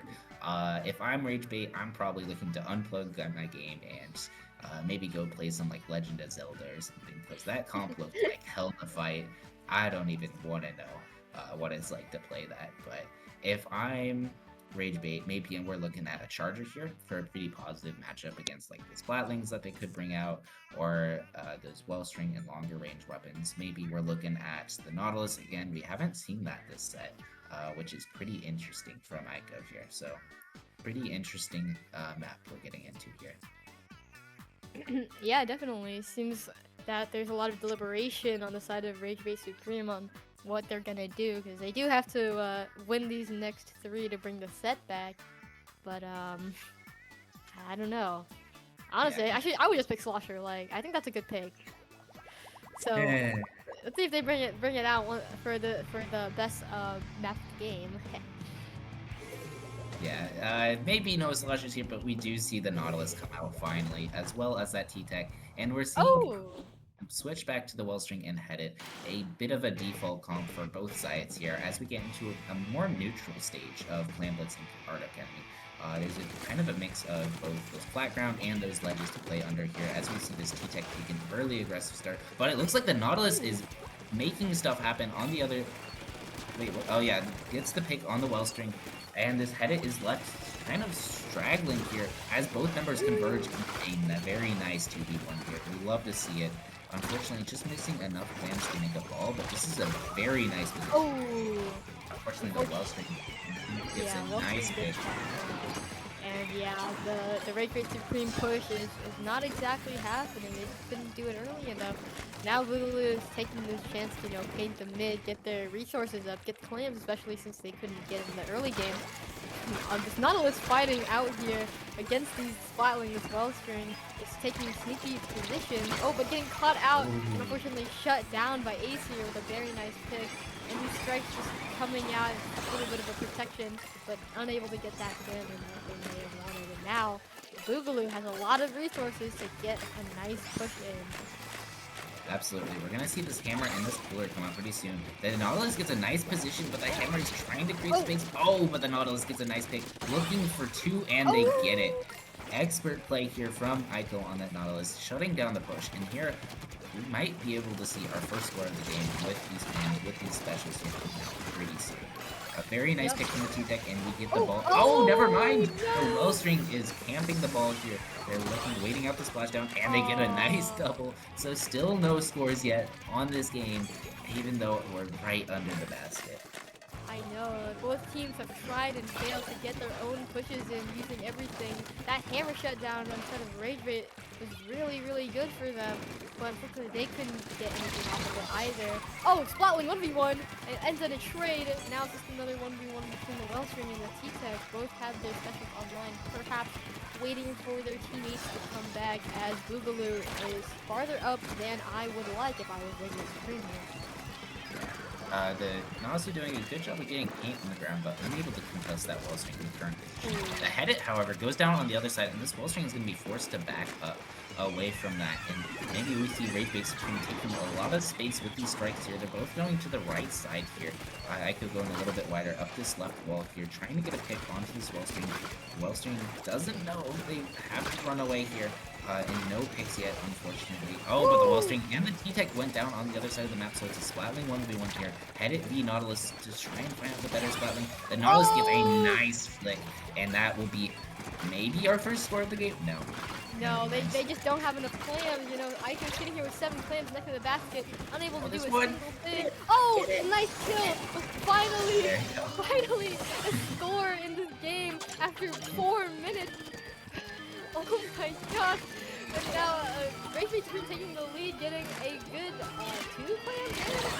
Nasu trying to lift it, but gets traded out. And yeah. Although that was the first score of the game, it is enough for a lead for Rage Bait Supreme, so we have to see if Boogaloo is able to outdo that push, or if they're just going to get shut down by time. As we see here, it's getting shut down by this Nautilus. Yeah, Boogaloo has yet to get really set up on the other team's Splat, like we've seen that Rage Bait can do. And even then, we're seeing Rage Bait go ahead and take these aggressive positions again. We're gonna see a ball being made. The Headit sitting top right, not able to get anything as Aiko gets a nice pick, and it's just the Wellstring left alive to try and keep this blast to clear. Aiko went back to go more clams, so it's just Nasu up here trying to defend. They get the ball, they get the pity, and well, we do see 3 more clams go in. A very big score from the side of Rage Bait Supreme, and a nice double from Nasu here. They're gonna keep it open, and these clams just keep going in.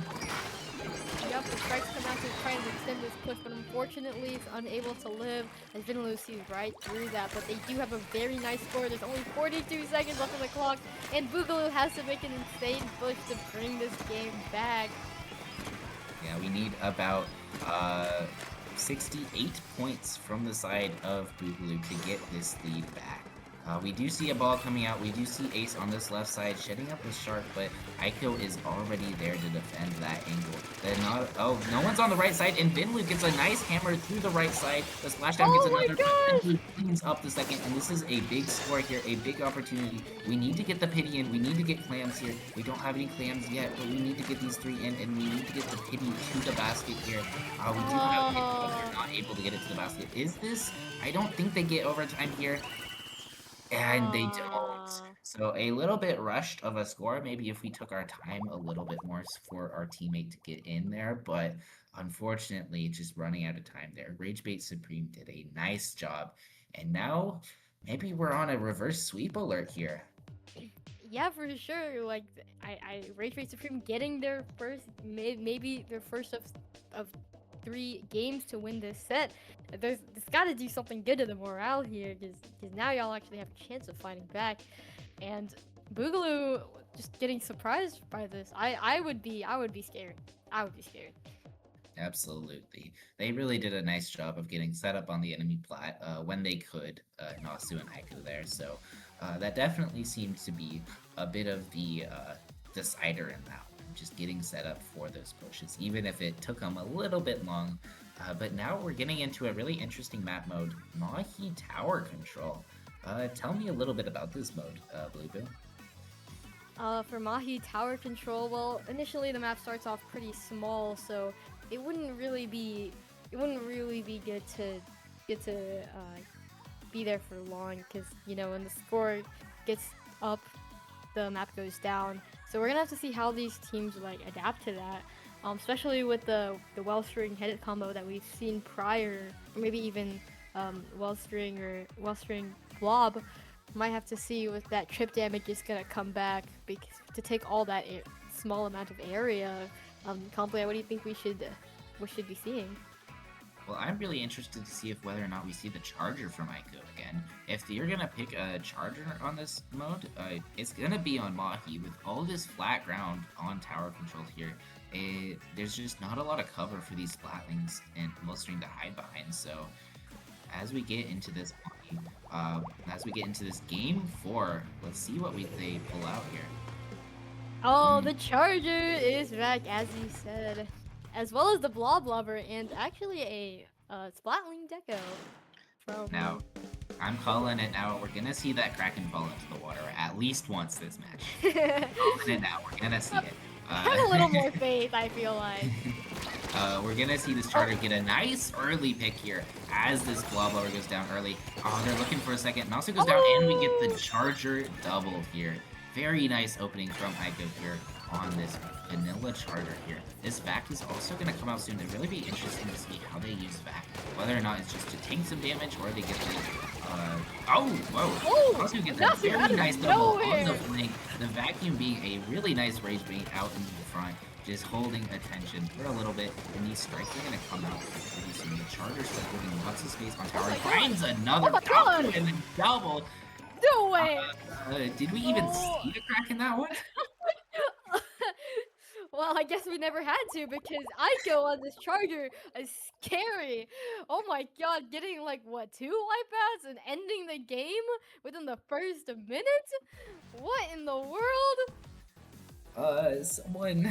Someone called Nintendo. I think they forgot to put like a time on this game. I thought these were supposed to go longer than 40 seconds, but my bad. That was core of my comfort team. Oh my god. Oh, okay, well now suddenly the tables are turned. We might this reverse sweep is very, very real at the moment as the score is 2-2. And the last map mode, Hagglefish on zones. Very, very standard. I mean, not standard, I've never seen this played ever in my life. What should we be doing if I were Boogaloo? Well, if I was Boogaloo, I would be telling my children to look away from this TV screen. But in terms of this match, you know, Haggle is another long-range weapon, long-range favorite map. So we need to come out with a plan for this charger. It either needs to be specials that we can pop to get that charger displaced, or it needs to be a way to fight that charger head-on, either getting around it, or maybe something as long-ranged as the charger here.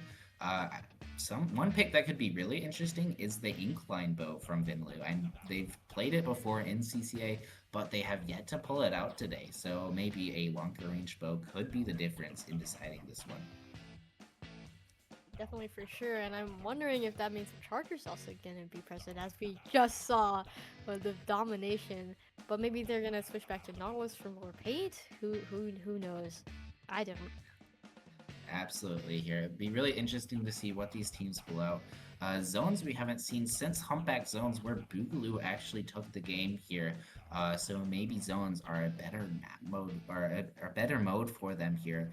But we have yet to see here, as Ragebait took tower where Boogaloo had previously taken. So anything could happen here, as this game 5 is going to happen here pretty soon. A reverse sweep is potentially imminent here as we get into this game 5. Anything else you're looking for? I'm looking for some good kills, if that's what you're asking. Yeah, I've had plenty of those to set. As we get into this game 5 match here, Boogaloo versus Ragebait Supreme. Winner moves on to losers finals here, as we see the Z and F charger coming out against a standard comp from the side of Boogaloo. Double strikes here on this map is pretty good. Yeah, definitely. Double backline. There's like 3 backlines in this whole game, like on the Splat zone Hagglefish. Oh, and a nice first kill from Aiko again on this charger, singling out this poor headed. Probably gonna get beat. Yep, and nope. Ragebait taking the early lead. Yeah, and also doing a good job of cleaning up after that first initial push pick from Aiko. The strikes come out a little early here than I would have liked, but it's gonna slow the progress a little bit. It seems like the headed actually went down to the strikes, but Wellstring finds a nice pick onto the charger. That's gonna slow them down quite a bit. Nasu trying their best to hold the zone. The hammer could potentially come out and try and get the pick. but it seems like Aiko's not jumping in, so they're moving pretty slowly. Ace is back, and they're gonna try and hold this on here. Yep, and with that scary hammer on the line, it seems that Rage Bait is going to be a little bit more scared to push in, but the strikes are coming out, and they're trying to flip the zone. All double strikes coming out, but unable, and also Nasu goes down, unfortunately. Boogaloo still holding the zone firm. They're even pushing in, but nice snipe from Aiko here, shutting that down. Now getting a 1v1 and getting a second kill. And gonna easily get this. Oh, they missed! The super jump, but Nasu is there to save the day. And now once again pushing up and continuing to hold their lead. Oh, nice kill on Vitalu. Unfortunately, gets spotting out. And yep, poor Ace getting pressure from both sides by a sniper and a T-Tech, but goes and kills the T-Tech. And so now it's just poor Aiko on the zone, a lone charger with his strikes. And those strikes, yeah, haven't been able to do much, but they're back. Oh, and they get a kill. Now there's 30 ticks left. This hammer is getting out, hopefully getting some kills here. Oh, gets big one. Hammer. They're looking for the second, and they get the second. They're gonna throw it on, or they're gonna try and paint the zone to get the cap, and that is still a nice lead for Rage Bait Supreme. But Vinalu doing a nice job on that retake there. Yep, that hammer is doing the devastating work that we've known it for this whole time. Oh, unfortunately gets killed to it's become a bomb there. And the strikes are coming back. Rage Bait Supreme biting back with force, gonna try to take this zone back. Trying to still get their lead, but unfortunately it's a trade, and the only person left alive is somehow Nasu, and he's just here, chilling on the zone. Oh my god. Aiko showing us why we should all be running stealth jump on our builds. The Hedit dying as they jumped in there, unfortunately. But this charger is gonna be set up yet again, looking for a hold. They still got 30 points of penalty before they can start getting a lead, but a bomb kill is certainly gonna help matters, and it's gonna speed it along here. They're getting real close to breaking through this penalty. Vinalu trying to find anything to pick, anything to pick. Charger living their way. The hammer's coming out, going through the strikes. They're barely living, but just a pick. Oh, but a nice pick onto the charger is gonna help them flip the zone. Yeah, but Rage Bait Supreme has a very hefty lead here. Google is gonna have to try really hard to get this back. As maybe their only chance is only a minute 40 seconds left on the board, and that scary Igo on charger is looking their way. Oh! Ooh, a nice pick from Nasu here. Gets the wellspring out of the way, and it lives long enough to distract the edit. They're gonna get the cap here, which is pretty big, putting more penalty points onto Buku here. This edit's trying to live, trying to get out. It seems like they don't get his strikes, but and the wellstring follows up, but they also go down. And it's just a 1v1 Splatling versus Charger, which is never good if you are a Splat. Yeah, you can see that the Charger's waiting. It's just a waiting game at this point, waiting for something to happen. Oh, yeah. Unfortunately they go down.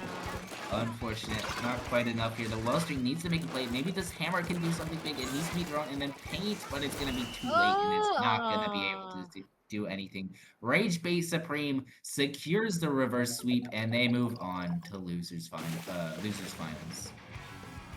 Yep. Oh, that's so exciting. Oh, that's so exciting. The reverse sweep. Very good comeback play from Rage Bait Supreme as they secured the W. It almost seemed like maybe Ace might have had a shot of taking out that charger there with Aiko so focused. It seems like they thought they were on the right flank there. But man, if only they just kind of popped out and got that kill. Yeah. Well, they're no Nautilus, so unfortunately it didn't go that way. That is true. Very good play from both teams, however. Very good set from both sides. And that's what we like to see here. All these backlines going at it in a 2v2 format. Very entertaining, at least. For sure, for sure. Alrighty, so don't go too far. We will be coming back at you with losers finals. We're going to be looking at Rage Bait Supreme taking on the wheelchair that we have seen earlier, Oomph in handling with that Swiffer comp. So don't go anywhere. We'll be right back here with more Splatoon coming in. Yeah.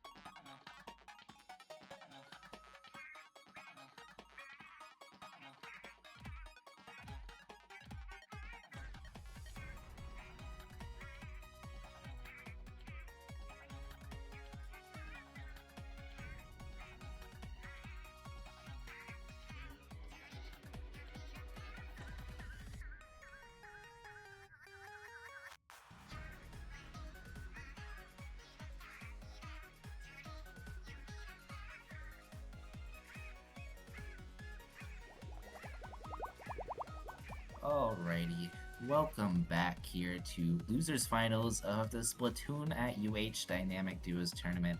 I am complete, and I am joined here by Blue Boo on the comms. How are you doing, Blue Yay! Boo? Wow, you finally asked me. I feel so honored. I'm doing Anyway, great. we're Hey, gonna be looking at hey. Wheelchair versus Rage Bait Supreme here. Uh, what are you looking at for these two teams here? Okay, you asked me that.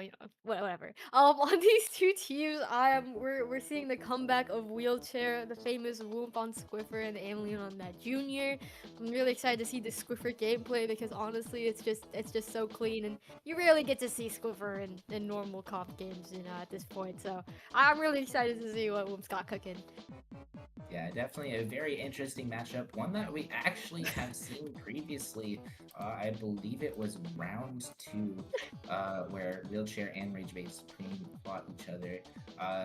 Wheelchair actually got the 3-0, so Rage Bait Supreme is going to need to be making adjustments throughout the set, though. Maybe now that Ico Charger is all warmed up, maybe we see that come out here in Mahi Zones.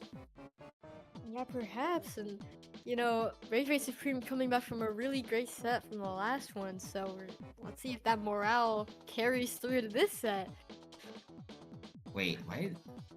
Is that actually how the Marlin Airport icon I was looks? gonna say it looks That kind of looks- like a real life photo. Wait, it's like very realistic for some reason. It's Like, like is that not I wasn't insane? I wasn't sure it was like the actual Marlin Airport thing until it, until I saw the jellyfish. So Yeah, our streamer says this is like straight from the game's files, but this is like an actual picture. It looks like. What the hell? or they just scanned like an actual airport and they just put that in the game. They just put a jelly in it. Yeah. That's insane. No wonder that stage is so buggy. But anyway, we will be looking at Mahi. We'll save Marlin and whatever the hell that actual airplane is for later. But still, Mahi is a very flat map, but it does have a lot of one-way drops. So that'll be interesting to see. Maybe that Junior can get set up under that ledge. Maybe we see that T-Tech do the same. I honestly wonder if we might see the Luna one come out this one. Maybe that Zipcaster could do a better job of taking out that Squiffer than we've seen previously. Yeah, I mean, maybe if they could, they haven't really succeeded in the past with that Zipcaster, but maybe they're gonna be slick enough to get past Whoop Squiffer. I do wanna say though, like Zipcaster is a really hard special to use, so we're gonna have to say. Yep, but as we get into Losers Finals, Game 1 here, we see the same comp from Wheelchair that we've been seeing, and we see the Nautilus come out yet again from Rage Bait Supreme, so pretty standard stuff here for a pretty standard stage as we get into this match. It is interesting, though, that we see a Ninja Squid coming out from Nasu here. I don't know if we've been seeing that previous times, but that's going to give them a lot of ways to get into that Squiffer. Though the Wave Breaker and Point Sensor from the Squiffer indeed will be a good job of shutting that down here. The zone gets capped early on by Wheelchair, but the strikes come out, and then Nautilus is making a aggressive play. Womp is getting pinched, but the Junior gets the pick, and a very clean splashdown cancel comes out from Womp here. Yeah, that splashdown cancel is just brutal with Whoop's just nice aim. And this Junior is moving up, painting into the enemy spawn, just getting their attention, trying to get shot by this Nautilus, and it's distracting them while the Squiffer shoots away. But unfortunately, Junior gets what the heck? Yep, gets sniped by Whoop. Well, anyway. Whoop just creates angles, I guess. Goes through the map's geometry. And the strikes come out, but the Squiffer is going to be able to comfortably paint over. As the Junior is already respawning, this Nautilus is being aggressive, looking for a pick into this zone here, but that Wolf is doing a nice job of playing around cover, as is that Junior here, so they're going to have to try and probably overextend a good bit. The splashdown comes out, not really doing much other than getting them down safely. The strikes get the capital, and that's a pretty big deal, though. Yeah, but Wheelchair gets this nice pick on Ico here, and they pincer for Nasu, and they are Wheelchair once again taking the lead. They already have a nice lead, but they just want more. Oh, Alien getting shut down from trying to take this by Ico, saying, no, you're not allowed to have our flat again. And she's pushing in once more with finding the Squiffer, a 1v1 not versus Squiffer, getting the splashdown off and Nasu cleaning up that Squiffer kill. now Ragebait Supreme is on the front forward, holding forward, getting the kills back. This Junior is somehow living despite it all, just fighting tooth and nail, covering the zone with their massive feint. Oh, but the roof goes down, the strikes come out. It seems like Ragebait Supreme could possibly take the lead, or the zone here. They did, successfully keeping out that pesky Junior as well. Yeah, both these teams have been probably the best we've seen so far today at working off of each other.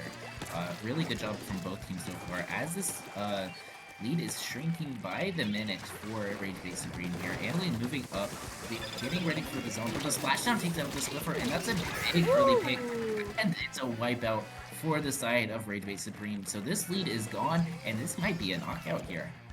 Yeah, it looks like Ragebait Supreme really put their A game on. They're really taking out the Squiffer and the Junior separately. And looks like there's not much Wheelchair can do if they get Squiffers down and the strikes come out. And Ragebait Supreme takes game 1. And that is not something we've seen so far today. That's the first game that Ragebait Supreme has taken off of Wheelchair despite playing them earlier, as that previous match was a 3-0, so already doing better than them what they've done. Aiko and Nasu doing a really good job of working off of each other that whole set. Whenever one person looked at Aiko, Nasu was there. Whenever Nasu was under fire, Aiko was there. So a really great job from both of those players. These guys really are dynamic duos, being able to play off of each other like that. And as we see on Manta Maria Tower Control, we might just see that even more. Maybe with the Zipcaster coming out from Luna Blaster, maybe he's just gonna stay on Nautilus.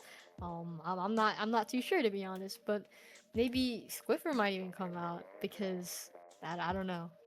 Yeah, it's gonna be a tough map for Squiffer, but we've seen Wolf do more with it. One of the best Squiffer players there are, even if they are the only one. But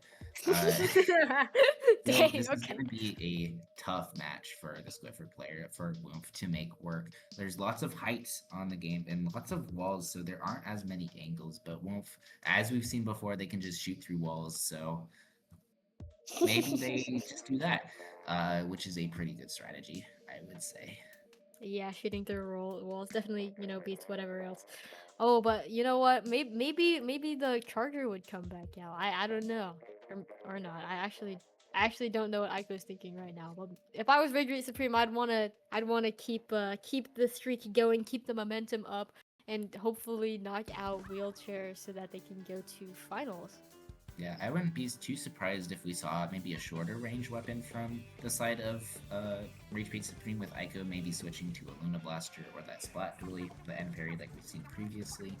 But yeah, as we get into this game 2 here, Ragebait Supreme up 1-0 on Wheelchair, and let's get into it. Heck yes, and like any changes? Nope, not for Wheelchair and not for Ragebait Supreme. So they decided just to stay with the plain Nautilus, Squiffer, etc. Yeah, same stuff. If it doesn't work, or if it works, don't fix it. And I guess in the side of Wheelchair's case, if it doesn't work, do it again, I guess. But we see that Squiffer get a very nice pick onto Bunker here. The Nautilus gets a nice pick in return, so it's just a trade for now. The Squiffer hiding out underneath the tower. The Squiffer, oh my god! That not against Bloom 5 here.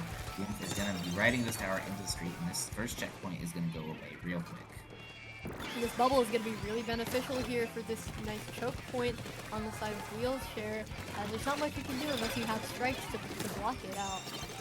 Wave Breaker comes up that top left, very important for this defense. And Wolf is trying their best to hold the top left. They get one. Aiko on that mouse, trying to find something on the other side of the stage, but no reaches yet. Annalyn on that tower doing a nice job of throwing. Aiko actually gets the pick on Wolf, and Annalyn is left all alone to ride this tower. They're doing a good job of living though. There's no living. Oh my god! Nasu comes and finally cleans it up. So very good push for the start for Aiko, for the side of Wolf here. Yeah, definitely. And despite it all, Alien's just really good at living and not fighting. So it makes for a pretty good team with this scary move. But oh, Ragebait Supreme getting that kill on Alien as I say that, and leaving the Squiffer alone to be taken out. Aiko getting a nice wipe out. And now Richmond Supreme is getting their lead back. They have to take it all the way to the second checkpoint. So we'll see who can break through. Yeah, really nice use of that high ground from Hector, getting the drop on the one. This wave breaker is going to come, and both members are committing to holding the stop right. The splashdown comes out, and it's going to isolate Handling. Skipper goes down, and it's just a 1v1 on both the shooters. Nasu makes a nice play, though, and this tower is going to continue marching forward for the side of Great Lakes.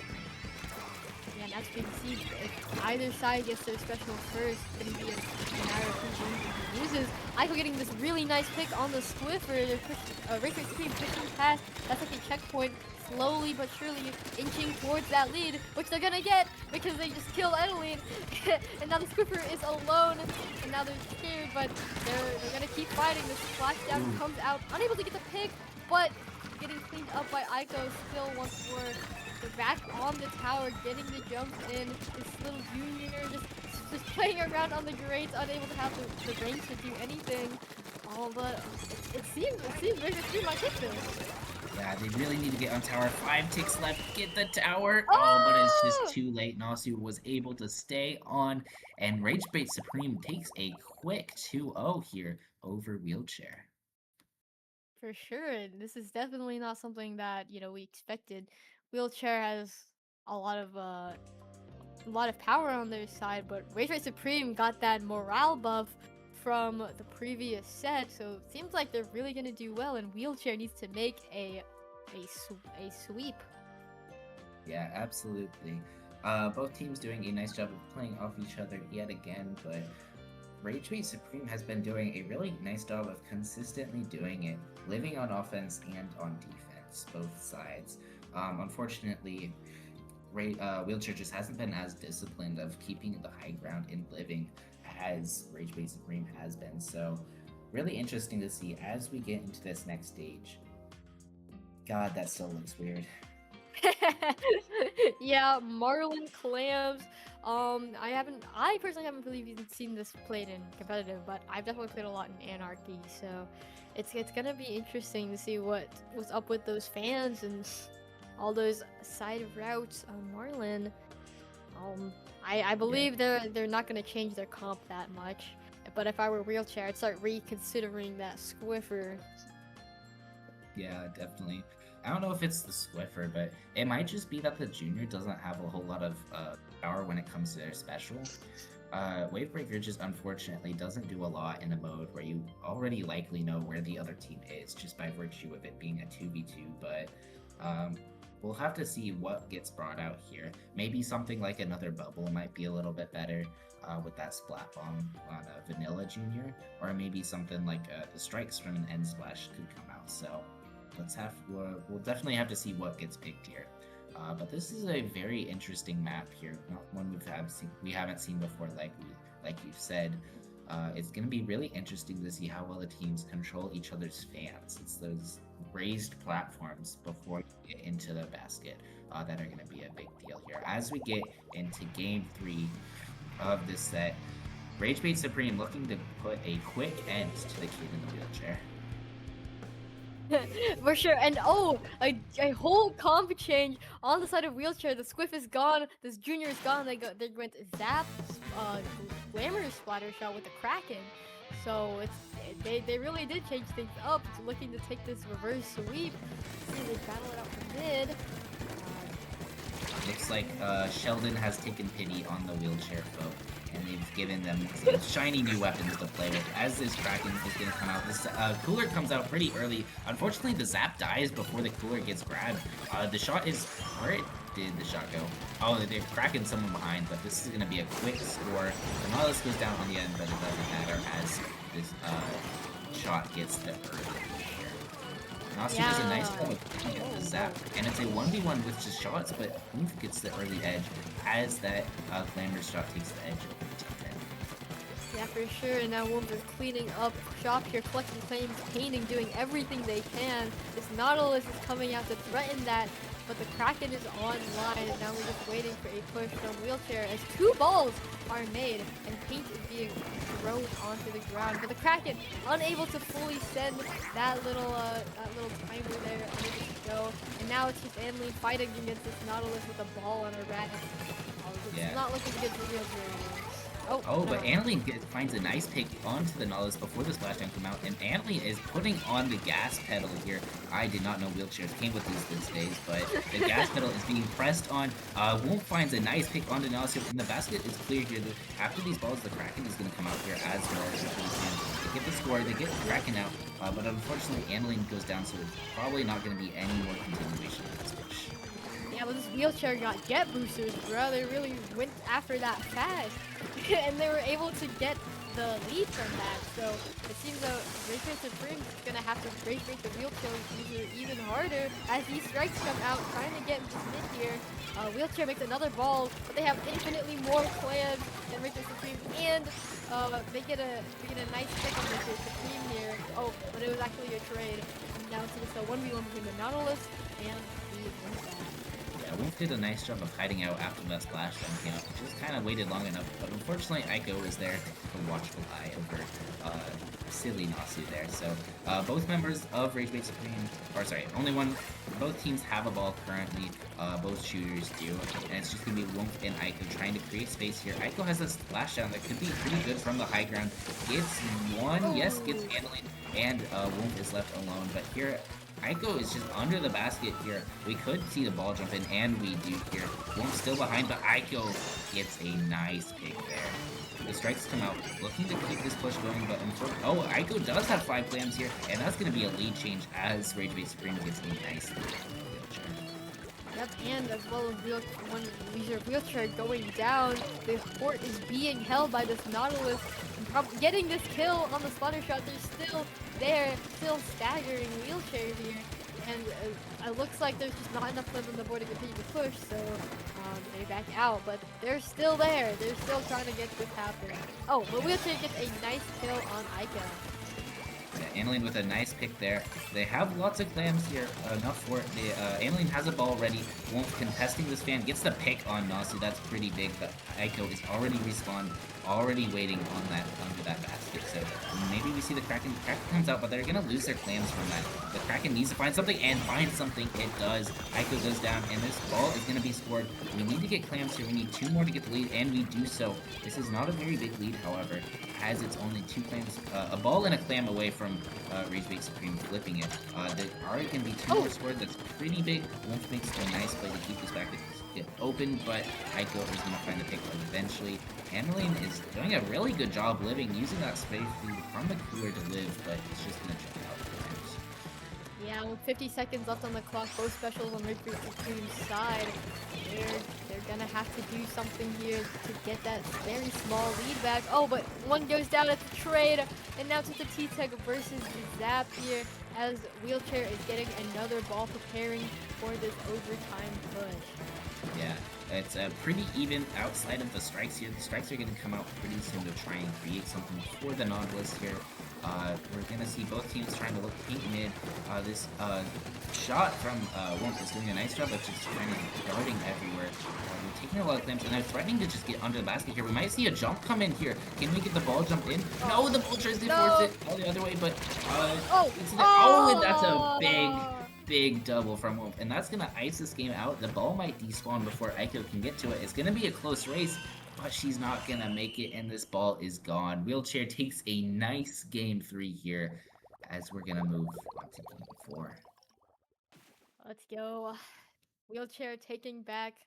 Maybe we're perhaps going to have another reverse sweep up in here, and it's gonna be hard for Rage Bait Supreme. Maybe they're getting a morale debuff now, as they might lose their chance here. Yeah, absolutely. We really need to put the stop in the momentum, but this could get ugly for Rage Bait Supreme. When this Wheelchair picks up momentum like this, you know, it really, those wheels start spinning, the Wheelchair is just going, and it's hard to stop when it does. Yeah, indeed. This Wheelchair's got a lot of speed here. Wheelchair's got hands. Thank you, streamer. Now, as we go into our next game, Scorch Gorge Zones. Now, I feel like we were talking about this earlier. It's like, some people were saying it's just weird. No, it's not. No, it's not Woomph. It's not weird. It's normal, okay? And I like it despite everything. Um, so complete. What do you think we were looking out for on this map? Okay, well, if you're coming into this from a 2v2 perspective, this is a tough one. This is a tough one to play from a 2v2 standpoint because the zone is just so goddamn big. Like, bro, you don't need that Big Mac. You don't need those fries. Put them down and stop, like, growing. Because this, every time I look at this map, the zone is just a little bit bigger. And it's like, bro, it does not need to be this big. So it's going to be tough. The teams are going to need to run lots of paint in ways to cap the zone here. The strikes are going to be big here. Reef Slider would be big here, just for getting paint on the zone, because it's like, it's so hard to contest and so hard to flip when you really need it. So it is a map that mid can flow alright. It's really about controlling top mid and plat and holding that high ground and getting those sharks, but it'll be really interesting to see how these teams approach this one. Definitely.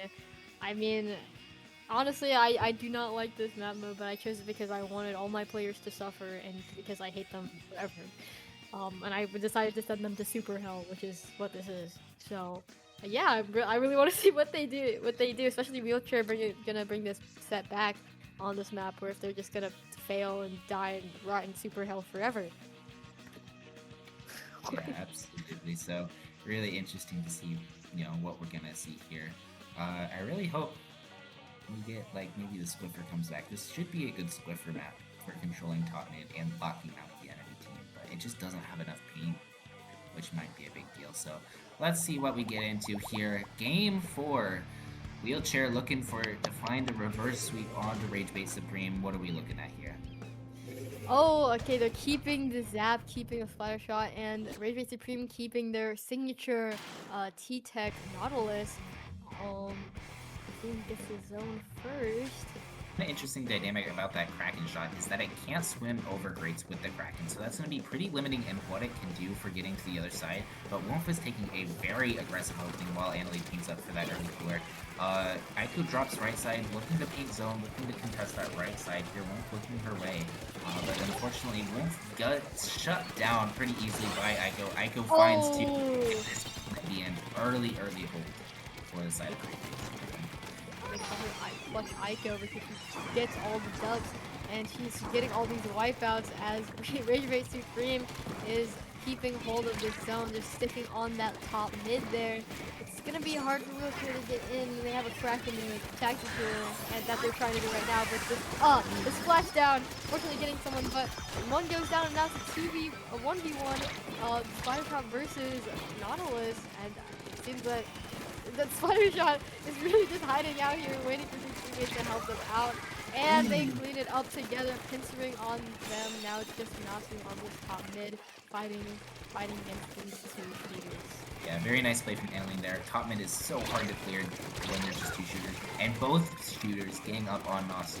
Poor Nasu bites the dust as Aiko is left alone on the plat, but goes down to Wolf. That's a big play. And now Wolf is going to get the opportunity to get this Kraken set up on the other side of this bridge here. This is a really big opportunity for this hold. This Kraken is a little early though. It's going to try and get into the spawn, but not really able to do anything. W cooler placement from Annalie, as always. But these strikes are going to let Aiko slip into the zone, trying to painting, but realizing that's probably not a good idea with his zone this big. Yep, and the lead changes to Wheelchair. They're getting dangerously close to a knockout, and it's just Nasu here trying to get his strikes up to just take this game for one last push as the clock ticks. 10 seconds left on the clock. Can they do it? The strikes come out. The paint. Oh, but it's just not enough. The zone's too fat. The zone's too fat. The strikes had to be absolutely perfect if they wanted a chance to cap the zone there, but unfortunately one of them just kind of fell a little short and hit that grate there. Really unfortunate. The splash zone maybe could have done it if it was a little earlier, but unfortunately just not the case there. So yeah, that zone might be an issue for that map. I wonder if the developers maybe intended for it to be that hard to cap. You know, a little silly. Yeah, I could have picked Wahoo World, so just be glad that I didn't do that. Alright. Scorch is what you get. Anyways, we're going to game 5. Game 5. Tagglefish Tower. Woo! Wahoo is better. Shut your mouth. We Shut don't your have mouth. any people saying that whatsoever. Anyone who says that does not exist. All right. Hey, so why did that guy just get banned? Oh well, but that's okay. We're gonna move on That was your to life on the line. Haggle Tower. Haggle Tower, a map. Like we've seen with Mahi, it's a lot flatter of a map, so it's gonna be a pretty big playground for the Swiffer, the Nautilus to play around. If that's what we see from the side of Wheelchair, we've been seeing this two-shot combination, which probably isn't as good at Haggle, but that Kraken has been so good at shutting down the objective that we might see it again. Yeah, definitely. I'm just reading chat. Cook Whoomp. Get that fraud out of here. Okay. I'm sorry, you heard that. Just drink more water. Let's Yeah. go. Let's cool off a little bit. This is a little bit. Let's take a moment. Let's take Is a that breath. a Dorito? What? What are you talking Hey streamer, that's a Dorito. I don't know if you know this. Probably. Why'd you do that? Dorito. Our streamer has a. Stop butt mugging! Oh my god. Okay. I've been trying to not butt mug this whole time. Okay. Anyway, game 5. Tagglefish Tower. Let's see what these do. Yay! Yay! I'm so happy to be here. Squiffer comes back. Yay! Squiffer. We have the Squiffer coming back here for the side of Wheelchair. As long as that Zap, which we haven't seen paired with that Squiffer just yet, giving that Squiffer, one thing we really haven't seen so far is Woof hasn't been grabbing those killers, which has been a bit of a downside for Wheelchair, but Woof takes his early tower ride, but gets punished pretty early by this Nautilus from Ico. Hanley tries to fight, tries to follow up, but it's not going well, warning into a 1v2 like that. So Ragebait Supreme getting an early lead, getting an early foothold here, as we see the strike from the enemy. Yep, Wolf trying to take this top left area here and trying to get these picks on this checkpoint, but is unable to. Rage breaks through. Oh, but one goes down on each side, and Rage Supreme gets the wipeout. Now they're pushing the tower even further, hoping for a really early lead here, and it looks like Wheelchair is trying to fight back. Really good play from Nelson to get the Wheelchair out of that top right, but unfortunately, one goes down, two goes down for the side of Wheelchair, and Wheelchair is going to take this tower back into mid where it belongs here.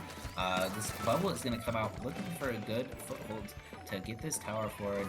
We need paint on the ground, but Ico is already set up in that back right area, so this might be a bit of a slow push, as we've seen. Yeah, the tactical comes out hoping to help us out. The bubble comes out, but unfortunately Wolf goes down.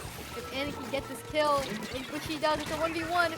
Oh, and unfortunately not too clean up. Oh, the jump to the bubble with the Swiffer, and that's going to be a big push. Uh-oh. Chat? PC? Chat? Luckin? Luckin?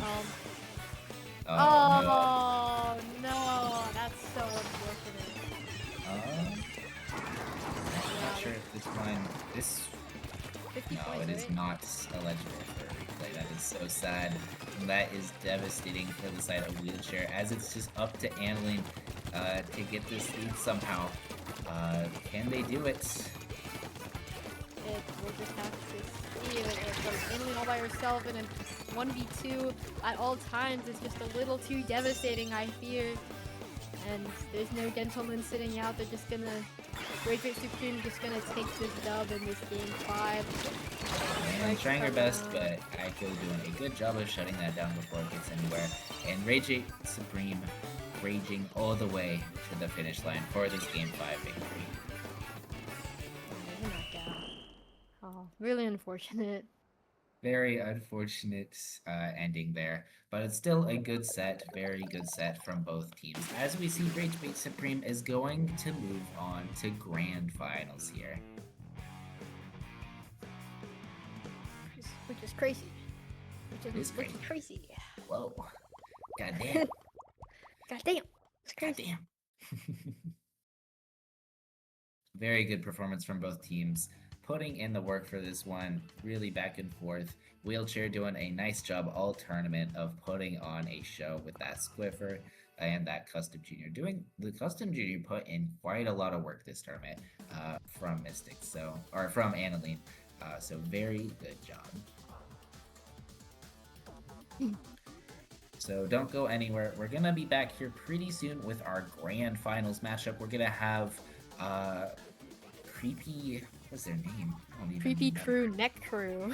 Creepy Crew Net Crew, who hasn't been on stream yet, but they have been waiting over in the grand finals for quite some time now. So Creepy Crew Net Crew coming on against Rage Bait Supreme, and we'll see the ultimate winner here pretty soon. So stick around.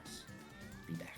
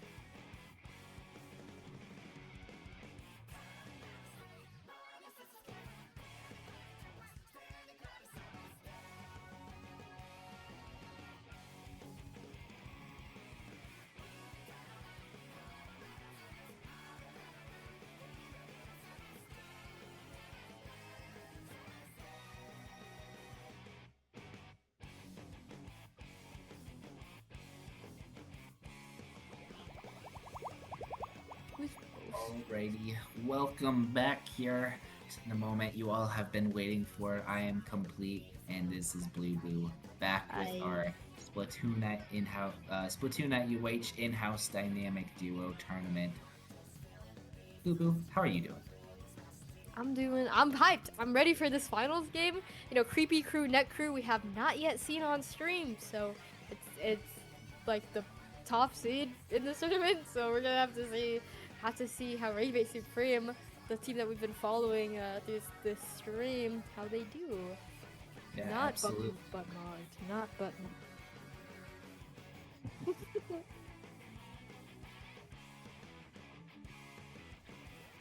No, you're not loud enough. Streamer was trying to do something. Oh, poor streamer. Yes, can we get some F in chats for the streamer? No F's for the streamer! Oh, that's loud.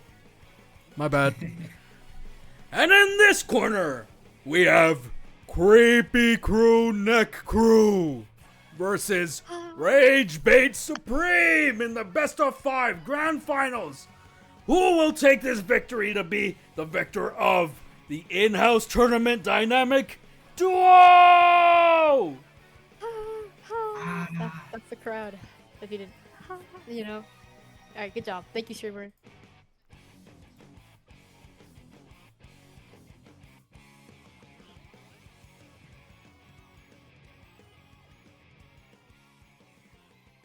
Reminder that this is double elim, so Rage Bait Supreme needs to win a set twice, 2 in a row to take the whole thing as we get into our first map, Scorched Zones.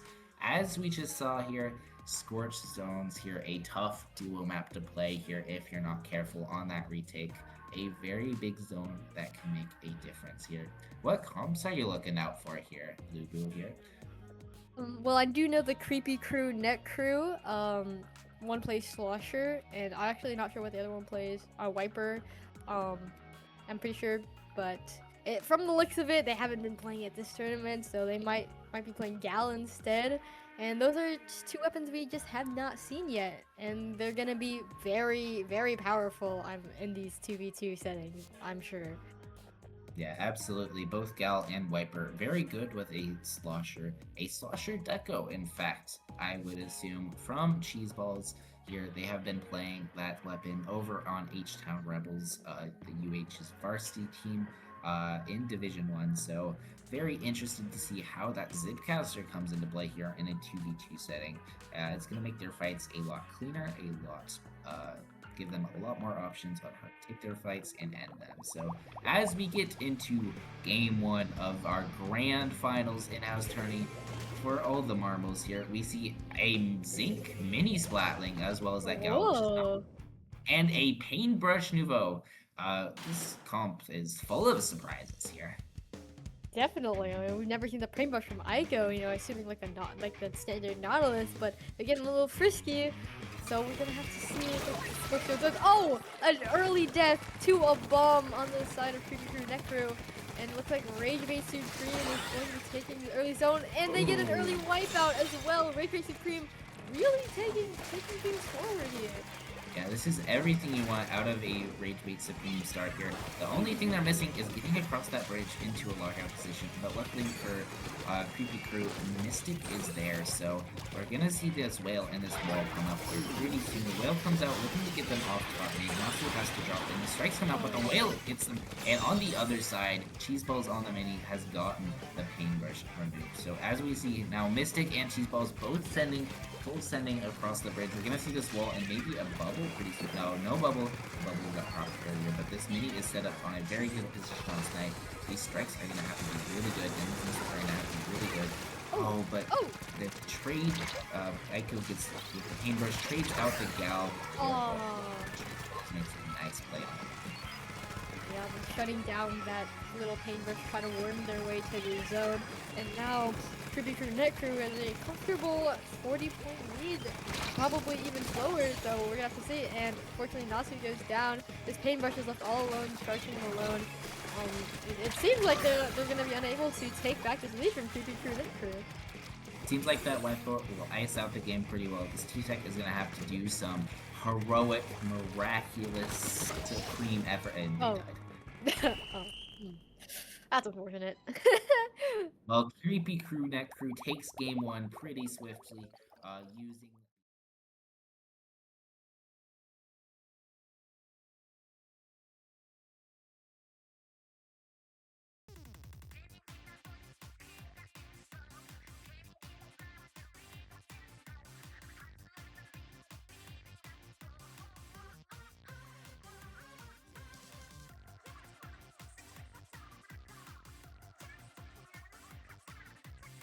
Some interesting picks from Creepy Crew Net Crew outside of what we already know.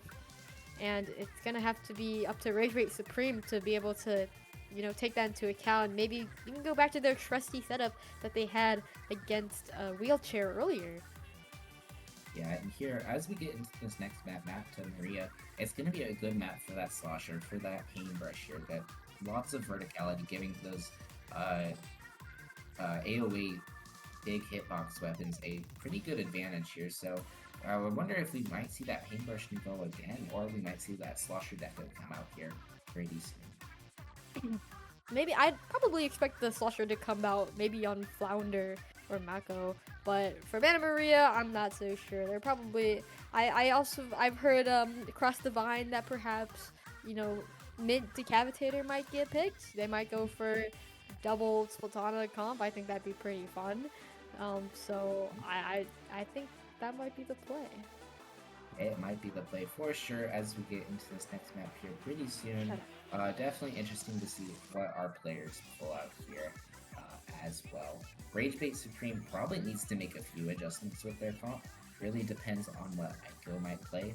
They could bring out that Luna Blaster or that End Parry Splat to lead with that Splashdown that we've seen them succeed on, so let's see what they do. Yep, as we're getting into second game of Grand Finals. Let's see. Oh, the Slosher Decker does come out. All right, there it is, full force, and Ico switching back onto the Nautilus. Both teams at their full power. Let's see who wins. A lot of this on this opening is going to come down to who controls the bunker better and who controls the grates across that middle better. This Nautilus is going to be looking to consensus, but so is the Slosher, and Ico is able to get a few shots in, but just not securing the kill. The Slosher stays up there, but Ico finishes the job, and it's just the Gal left alive here. They're going to start pushing this tower as Nasu looks to take the bunker. The Gal is there, Sharking was in a dangerous spot. Jumps onto the bunker, and it's Ico finds a nice pick onto the Gal, and it's just a 1v1 here left, but the Slosher has the high ground, and that's going to be really tough to do here. Yeah, that Slosher getting that high ground was really crucial in getting that kill, but unfortunately, he's unable to secure the second one. Oh no! And unfortunately, does not have it. Fell off the map. So, Creepy Crew Net Crew taking the first checkpoint here. That was just a bad one. I'm sorry. Yeah, just an unfortunate combination of nerves and just missing the jump. But the Slosher Deco is going to pop Zipcaster, looking for a way to clear this top left that is so important when you're pushing. Forces the Nautilus to drop here, and the Gal cleans up the Nautilus here. So it's just this T-Tech left alive on this bunker. The Slosher Deco is looking for a pick and waiting. Oh, there's one shot away from dying, but the Gal is going to push this streak, gets the splash wall set up, and is going to have to, T-Tech is going to have to move. But it's a nice trade here. So it's just the Nautilus left versus the Slosher Deco. Yep, and it's an intense 1v1 situation. The Slosher just making sure they're always taking the high ground, and they even have a Zipcaster online to bully this Zipcaster, see if they can get it. But the Nautilus has Splashdown, is using it, but unable to get a kill, but the Zipcaster recall is totally fine. Ico doing a nice job of positioning herself away from the Zipcaster with the Splashdown. Very well played from her. The Slosher already respawned though, and they're going to be jumping in along with that Gal here. The Strikes come out looking for a way to clear in, but they do a nice job of keeping that space. Slosher and Gal moving in on the left side, finds a nice pick, and it's just this T-Tech left alive. Not going to be... Oh, but they find a nice pick. Actually, corrected as the Slosher and T-Tech. And then T-Tech finds a massive pick onto the Slosher. Yeah, that's a good wipeout for Rage Bait Supreme here. Now they're finally able to finish the job that they started, get this checkpoint, and push into the bats here. But the Slosher is there, and Ico goes down.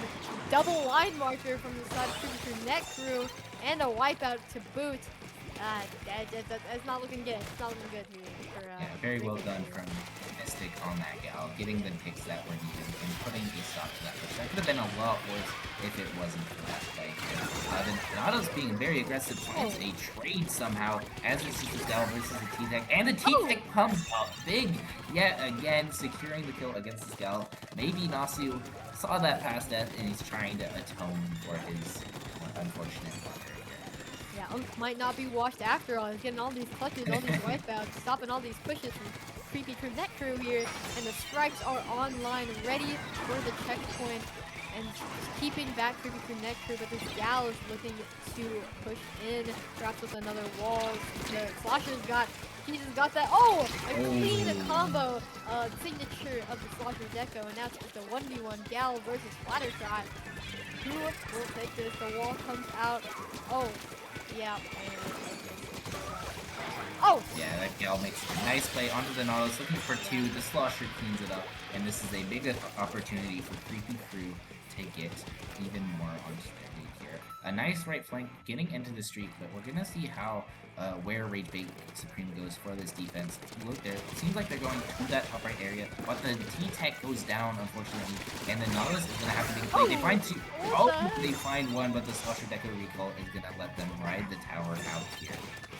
Yep, and with 55 seconds left on the clock, there is still the score ticking down for Creepy Crew Net Crew. Rage Bait Supreme has yet to find their footing against Creepy Crew Net Crew, and that signature combo, line marker slash combo from the Slosh Deco here, pushing out this Nautilus, and they're still pushing down the score. Yeah, absolutely. They stay on the tower. The Zipcaster comes out, which means no one's on tower, but they're gonna be able to find a pick onto the T-Deck. The Nautilus is not long for this world, and this might be a KO situation for the favor of Creepy Crew. Yep, the whales come out. They're at the checkpoint 3. One goes down on the side of Rage Bait Supreme. The Slosher taking that deadly angle over this ledge here. And Aiko here trying to make a desperate push. He does get one. Can he get two? She gets two with 5 seconds left. Rage Bait Supreme needs to KO all the way from their base in order to bring back this game here. What a game. This also means they can't leave the tower even for a second. If Creepy Crew touches the tower, it is game over. The Nautilus makes a nice play on the grates, but this gal is still sharking top right here, and is gonna be looking for a pick onto the T-Tech. It's getting close. The bomb comes out, maybe gets a little bit of... Do we see it? Do we see it? The splash comes out, and that's gonna give them time. We're gonna have to clear this gal if we wanna win. The gal makes a nice play, and Creepy Crew Net Crew takes game 2. Now we have seen some crazy comebacks in the past couple matches here, but I don't know. Rage Bait Supreme is gonna have to do that twice if they want to win this whole thing. So it's gonna be a rough climb for them. Yeah, if you're Rage Bait Supreme, this is about as dire as it can get here. We're fighting the #1 seed. We have to win not just 3 games, but 6 games almost in a row. So they're going to be looking for a tough uphill battle here. And speaking of uphill, we're going to be looking at our next map here, Flounder High Clams. Definitely not a typical map mode here in this one, but it's going to be very hilly, very vertical, and lots of paintable walls for that shot, for that for them to move around on. So we'll be very interested to see what these teams kind of bring out for this map mode, as this is probably not something they've played before in a competitive setting, much less a 2v2 setting. So really interested to see what they bring out here. We also haven't seen these teams play Clan Blitz yet against each other, so it'll be interesting to see what kind of strategy they might bring out. I'd be willing to guess Cheese and Mystic may try to go around instead of fighting and maybe get jumps into the basket, especially with using that jump recall, but it'll be really interesting to see what they bring out here. Or maybe the paintbrush comes back down and gets more sharks than usual, and maybe Rage Bait Supreme is going to be the ones to sneak around, get the sneaky score, and take the game. I don't know. I feel like that's their best bet at this point. Yeah. I honestly, if I'm Rage Bait Supreme, I want to see that Ico Luna Blaster come out. I think that Nautilus is kind of struggling against the wall, against the verticality that the Slosher can abuse. Maybe if we bring out the Luna, try and get up close, abuse that big hitbox on a map that is good for Luna. Maybe that can bring it out a little bit, but really tough to say here. Definitely. And Clam Blitz Flounder Heights. I have a love-hate relationship with this map. I think Slosher is a really good pick. I think Luna Slosher here would be really good for either of these teams. Especially the Zip Slosher, which can abuse all of those little angles and walls and such to get on the high ground.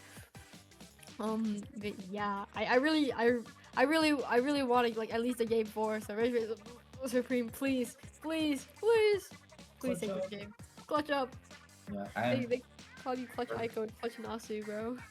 I believe the first sweep is incoming here as we get into this game. It does seem like Rage Bait Supreme might actually, or Creepy Crew Net Crew, sorry, is going to play a weapon with a screen here. Whether it's the new Tri-Slosher with the screen or the 52 Deco here. So let's get into this game 3 of Grand Finals. This could very well be the last match of the tournament, so let's see it be a good one. As we do see that new Tri come out with the splatter color screen. And we see 2 shooters on the other side for Rage Bait Supreme.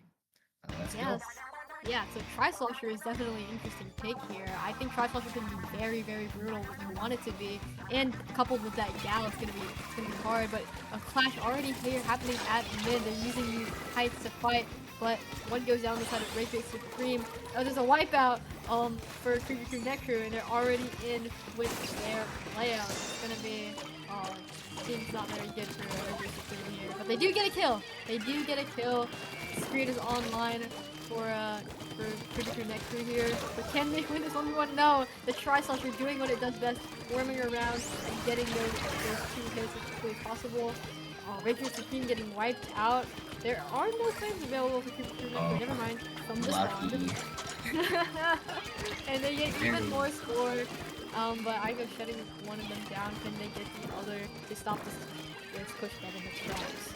Yeah, Ico does a nice job getting that pick, and that's going to ice out the game. Cheeseballs instead electing to back up into mid instead of fighting. And they're going to put a nice position against it while finding a pick against Nasu, looking for a pick against Ico, and that's a very nice double for a Tri-Slosher there. Tri-Slosher is so good at abusing those shorter range shooters here, but unfortunately they don't have a whole lot of clams here. This needs to back up the clams, but it's just not looking for clams. They have really keep open, but Cheese just does not score in time, but looks like they're going back for some more here. Yep, definitely. But at this point, they've scored so much, there's just no more clams left for them to score, and the barrier is back up. The Creepy Crew Net Crew is still put on the gas, still in the base. Rage Bait Supreme cleans that up quickly, but the ball is still coming with that Tri-Slosher, having this tight advantage, having all these ledges to fight around. They do get traded out, but take one with them. And now Nasu's here, waiting at the ball for any sharks and painting up this mid here.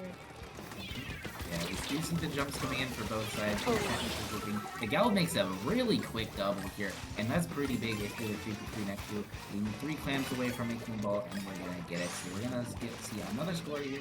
Actually, it might just seem like we're waiting for our team to come making the spot play, which is pretty interesting. We do see the score in eventually, and the pressure is back on to Rage Bait Supreme to try and make something happen. You do see the ball being scored here. A very big push, and the screen comes out as well. So this might be game here if they can find some corners, but it doesn't seem like they will be. Nasu makes a nice play, and hopefully Rage Bait Supreme can try and pull something together. Yep, and now they're holding their foot on the gas. The strike's coming out. They finally get the wipeout that they needed. Creepy Crew Net Crew, this gal is just sharking here. One goes down, and now Icon's all alone. And the Tri-Slosher pinstring in. Unfortunately, gonna get the jump as well. And that's another wipeout for Creepy Crew Net Crew. And they're sitting very comfortably as they're trying to make another ball with them. Absolutely here, but Ico finds a nice pick onto Mystic here, and so it's just Cheeseballs on the try, but we need to find out where the try is. They're down there, but Ico doesn't seem to care, just leaving for Nasu to take care of. And I mean, to be fair, he does take care of it. So it's just gonna be this Gal taking on this detector. Gal shedding off another shot with the bomb, almost gets the pick here. We're getting the wall set up, and that's gonna camp the super top pretty nicely here. And Ike's down as well. So this Gal doing a nice job of controlling that top mid, getting the wall set up, and not a lot of the tools that Rage Bait Scream has can deal with that wall. Yeah, definitely. Now they're all collecting pins once again. Rage Bait Supreme yet to even break the other team's basket as one of them goes down. And this Tri-Soccer taking like a position. The strikes try to come out, stopping this push, but they really only need 2 clams to win, and that's that'll do it. GG's for the side of Creepy Crew Neck Crew. They secure the grand final title, and that will be the tournament. Rage Bait Supreme placing second, putting on a great showing, but unfortunately not quite getting there in the end. Very good showing from Creepy Crew Neck Crew. Yep, that was a really good game, and Rage Bait Supreme, I will say, they had a really good fight, and they had a really good run up until now. So I am very grateful for their performance. Yeah, and it was a great showing from all the teams here today at this tournament. Very interesting to see how these teams and these players tackle a 2v2 environment, which is definitely something they're not as used to playing in the CCA as well. So were there any moments today that really stood out to you, Blue Blue? No, not really. Sorry, I'm just someone told me I need to get a full-time job. So I'm just a little bit baffled. No. I'm sorry. Oh no. I'm so sorry.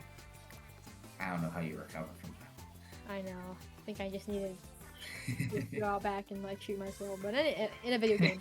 Anyway, it's gonna be it. So for this tournament today. Yeah, very good play from all the players. Lots of fun backline play, lots of good teamwork and special usage all throughout the tournament. So, yeah, thank you all for playing, and thank you all for watching, those that did. Once again, I am complete, and this is Blue Boo. Yep. Right, Blue Boo? Yeah. Exactly. Yeah. Whatever. And we are Splatoon at the University of Houston. So stick around. You can find us on Blue Sky at Splatoon@UH, or on Twitter. We're not there anymore. Oopsie. And we're also on Instagram, just at Splatoon@UH. So go follow us there. Go check us out if you haven't already. And yeah, thank you guys so much. Bye.